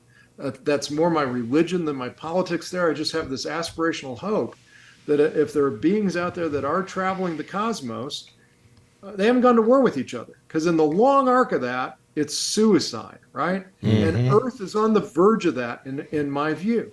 Maybe we can get the nukes taken apart, but boy, the drone wars sound a lot like that documentary I saw called Terminator 2. That's what I. So here's the deal: vote for Joe Buchman, and you're voting for a comedian because it's time we had a little fun with this crazy, or send a message. I mean, wouldn't it be great to see, the area around Tooele, just send a message that we got some NDAs out here and we want to get rid of them. Why did that guy get so many votes out there? Well, maybe there's something important that those people know they need to share. I'll also tell you this. It's a heavy burden to carry those NDAs. This is hard on those people. We should respect them. We should honor them. We should see them as patriots who did their duty, no matter the cost.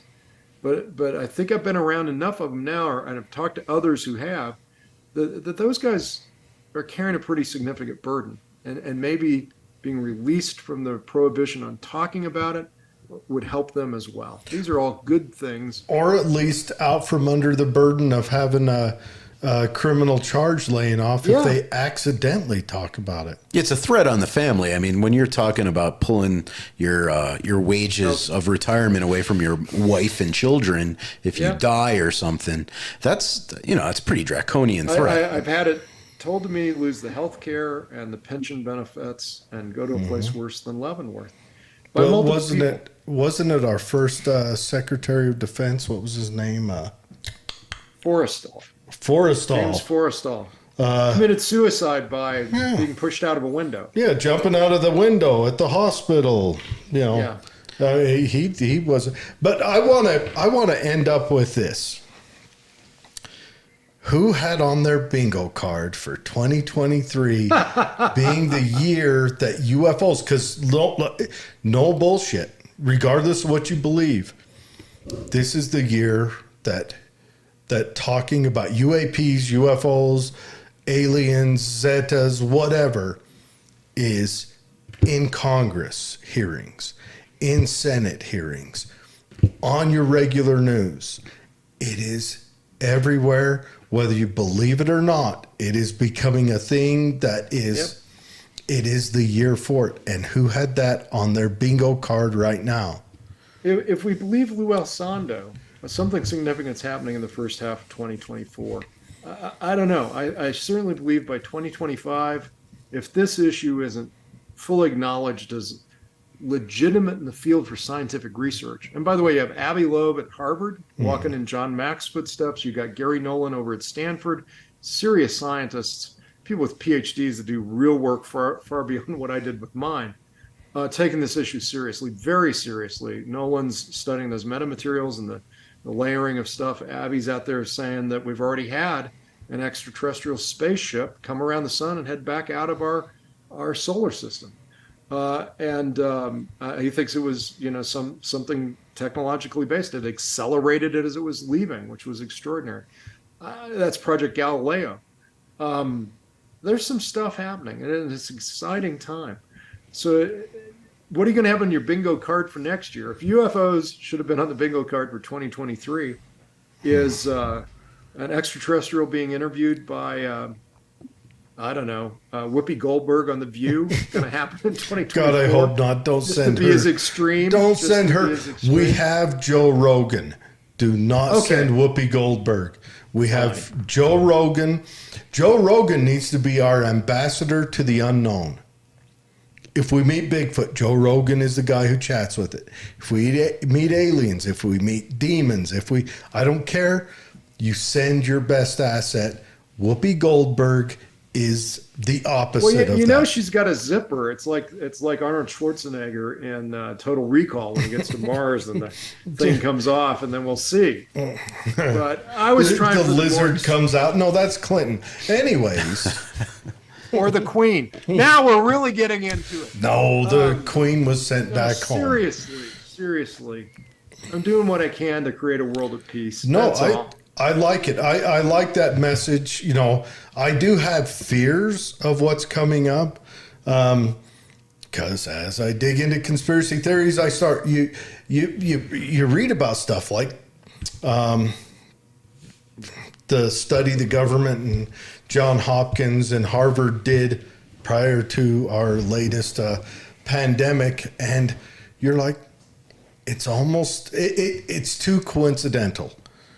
There's a great book about the pandemic of 1917 and how the media misrepresented the science, how the government had its own agenda. They didn't want people being afraid of gathering in groups because they were trying to sell war bonds and recruit people for the war. What we did to GIs during World War One, we knew they were that the pandemic was happening, and we crowded them on ships. And when the ship arrives, they're sick, and a lot of them are dead. This was done by the government of the United States 105 years ago, right? Read that book on the 17 pandemic. This is my shock that the U.S. government killed its citizens' face. I hope it looks significantly shocked to you. Well, we'd hand out syphilis to black people just to see what it would do. It wouldn't surprise me if we'd make a virus in Wuhan. We handed out vitamins. Yeah, right? we did, nobody told them it was syphilis. We told them we handed out the cure to syphilis. While giving them syphilis. We didn't give it to them. No, we let them catch it naturally. Yeah. We just told them we were curing it. I see. While we were studying what it did. But I believe it was in Ghana that we did even worse. But look that up at a different date and time. I don't know. But my point was, what we did in 1917 around that pandemic, we didn't do anything like it this time. No. Nope, not at all. No, not at all. Bat soup.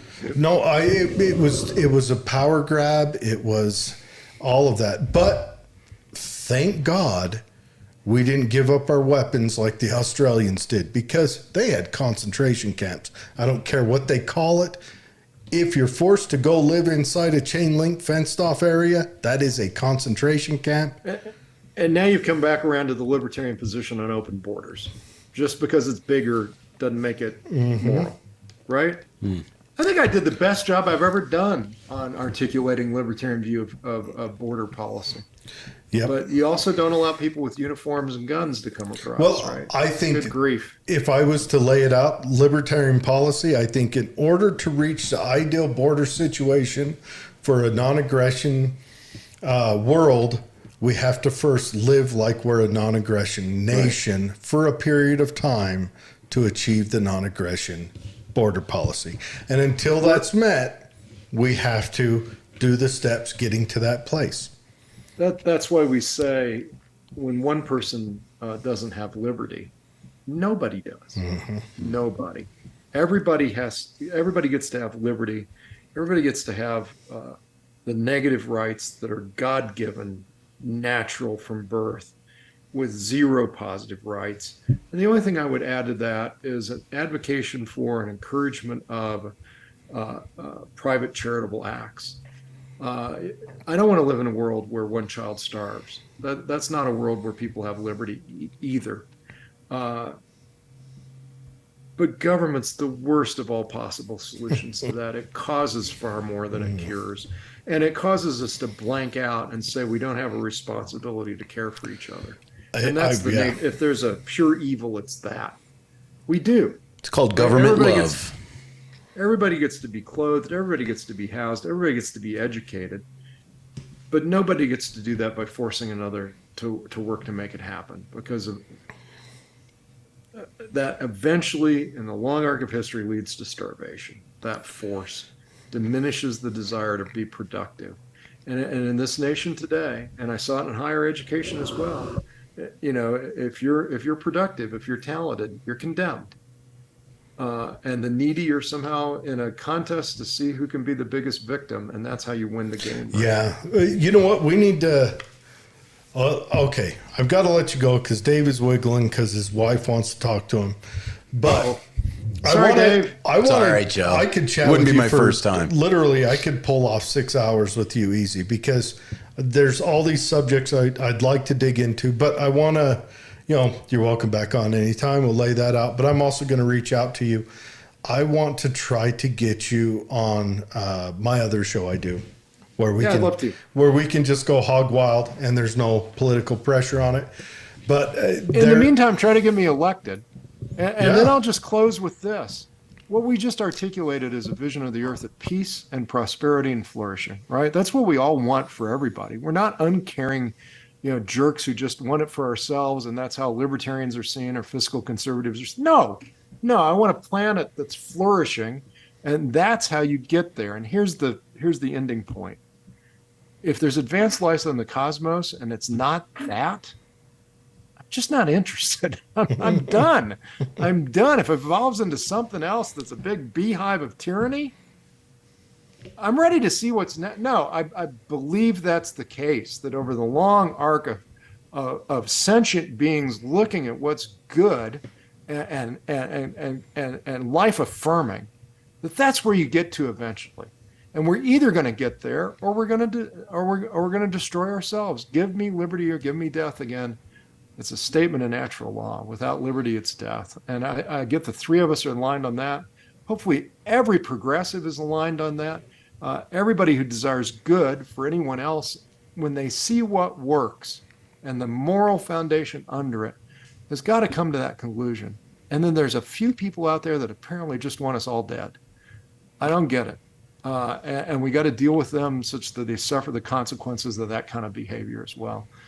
Let's get there and do what we can with your podcast and run for office or do whatever you're called to do to join in that fight. It's all that really matters on your brief life on Earth. The end. I like it. Good closing, everybody. And the crowd goes wild. So, Joe Buchman, website is utahjoe.vote. Go read the section on whistleblowing. I reveal a lot of things about my own work as a whistleblower over many, many years. It's the most autobiographical, revealing, transparent thing I've written. There's another issue I'm working on that didn't come up. I won't bring it up now, but check out the website. It's only about 3 pages of stuff. Take you about 15 minutes, and let me know what you think. I think it's clever to put .vote on the end. It's Dude, I like it. I like it. Yeah. Did you make the website yourself, Joe? It's a nation builder. I've done it before. I initially had, since you asked, and I know your wife's going, initially, the last time I ran, I did go to L.vote. I was telling everyone in Utah, dump the D's, reject the R's, and go to L with me. And I know it sounds like go to hell, but I checked with some Mormon friends of mine. No, Mormons like saying frick and frack. And yeah. So, no, that's a good play. So the .vote domain came out, I think, in 2015. It was cheap, and now it's become the place that a lot of political figures move to. Our Utah County Commissioner is Amelia.vote, but I can't do just Joe. Joe.vote didn't work, but I like Utah Joe.vote. Well, there was probably a race to that one, but Utah Joe, I think, is a good spin, putting Utah first. Humana. It's a little like UFO Joe.vote. UFO Joe. How would that have been? You could alliterations. You know what? you could have leaned right into the UFO voting thing. In the circles I run in, people would have voted for you. They don't care about your politics if you're posing a UFO thing. You could have come out with ridiculous politics. They would have voted for you on that basis alone. I wanted to do it. I got a lot of advice not to do it, but I own Utah4Joe.vote because you could take Utah, F in the 4, and the O in Joe and make it a UFO thing. Dude. I played around with a bunch of stuff. Where were you when I needed you as a campaign manager? No, you don't want me anywhere near politics. I'm telling you right now, I'm dumb and I'm crazy. Don't put me near it. That's why he's a podcaster. That's why I'm a podcaster. All right, we said goodbye 5 minutes Yeah. ago. We probably Hey. should put a ribbon on it. Joe, have a good night. Everyone remember, veterans, you got a dinner, breakfast on Saturday at St. Marguerite's Church on the east end of Vine. Up there as you're heading up Middle Canyon. Get up there, hit it. And if you know a veteran that you love and want to have a quilt donated to them, you're gonna reach out, go into the show notes, wherever you got to go. I'm going to call out the name right now. Cindy Kirk, CyndiekIRK, Cindy Kirk. And of course, her link will be in the show notes, but put their name in there. It's a good thing to do for our veterans and everything else. Joe, thanks again. Outstanding Thank you. chat. And thank you, Army. Thank you, Air Force. Thank you for your service. Hey, Really, thank you. And God bless you. Yeah. And you know, if I'm wrong about World War III, you won't be around to tell me you told me so. Well, that's a good point. We can all make all the predictions, but it doesn't matter in the end. All right, Joe, have a good night. Good luck on the run. I will be reaching out to you real soon for some other chats.